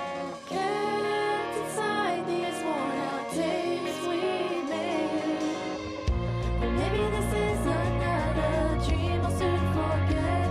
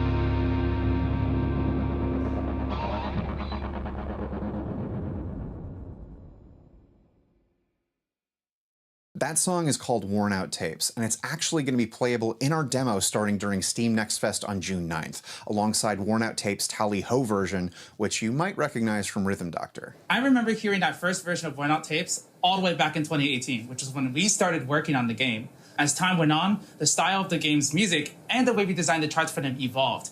And it's a full circle moment getting to bring you this brand new edition of the song when made for their final version of the game. Both the vocal album and the score for Unbeatable just went live on dcellgames.bandcamp.com for pre-order. And if you pre-order the vocal album, you get all of the songs that we've shown off so far, including Worn Out Tapes.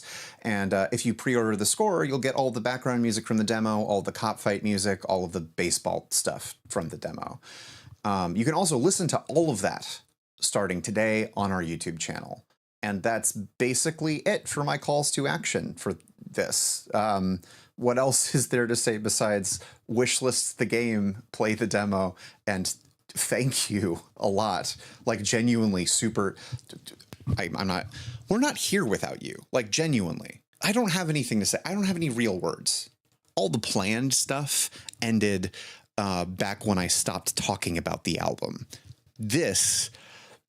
I can't really think of a good way to thank you, because there is more love that has come into D-Cell than I have any idea what to do with. This game doesn't exist without the support we've gotten so far. So, oh my God, from the bottom of my heart and everyone at D-Cell Games, thank you so much. We're going to continue trying to do the best we can do.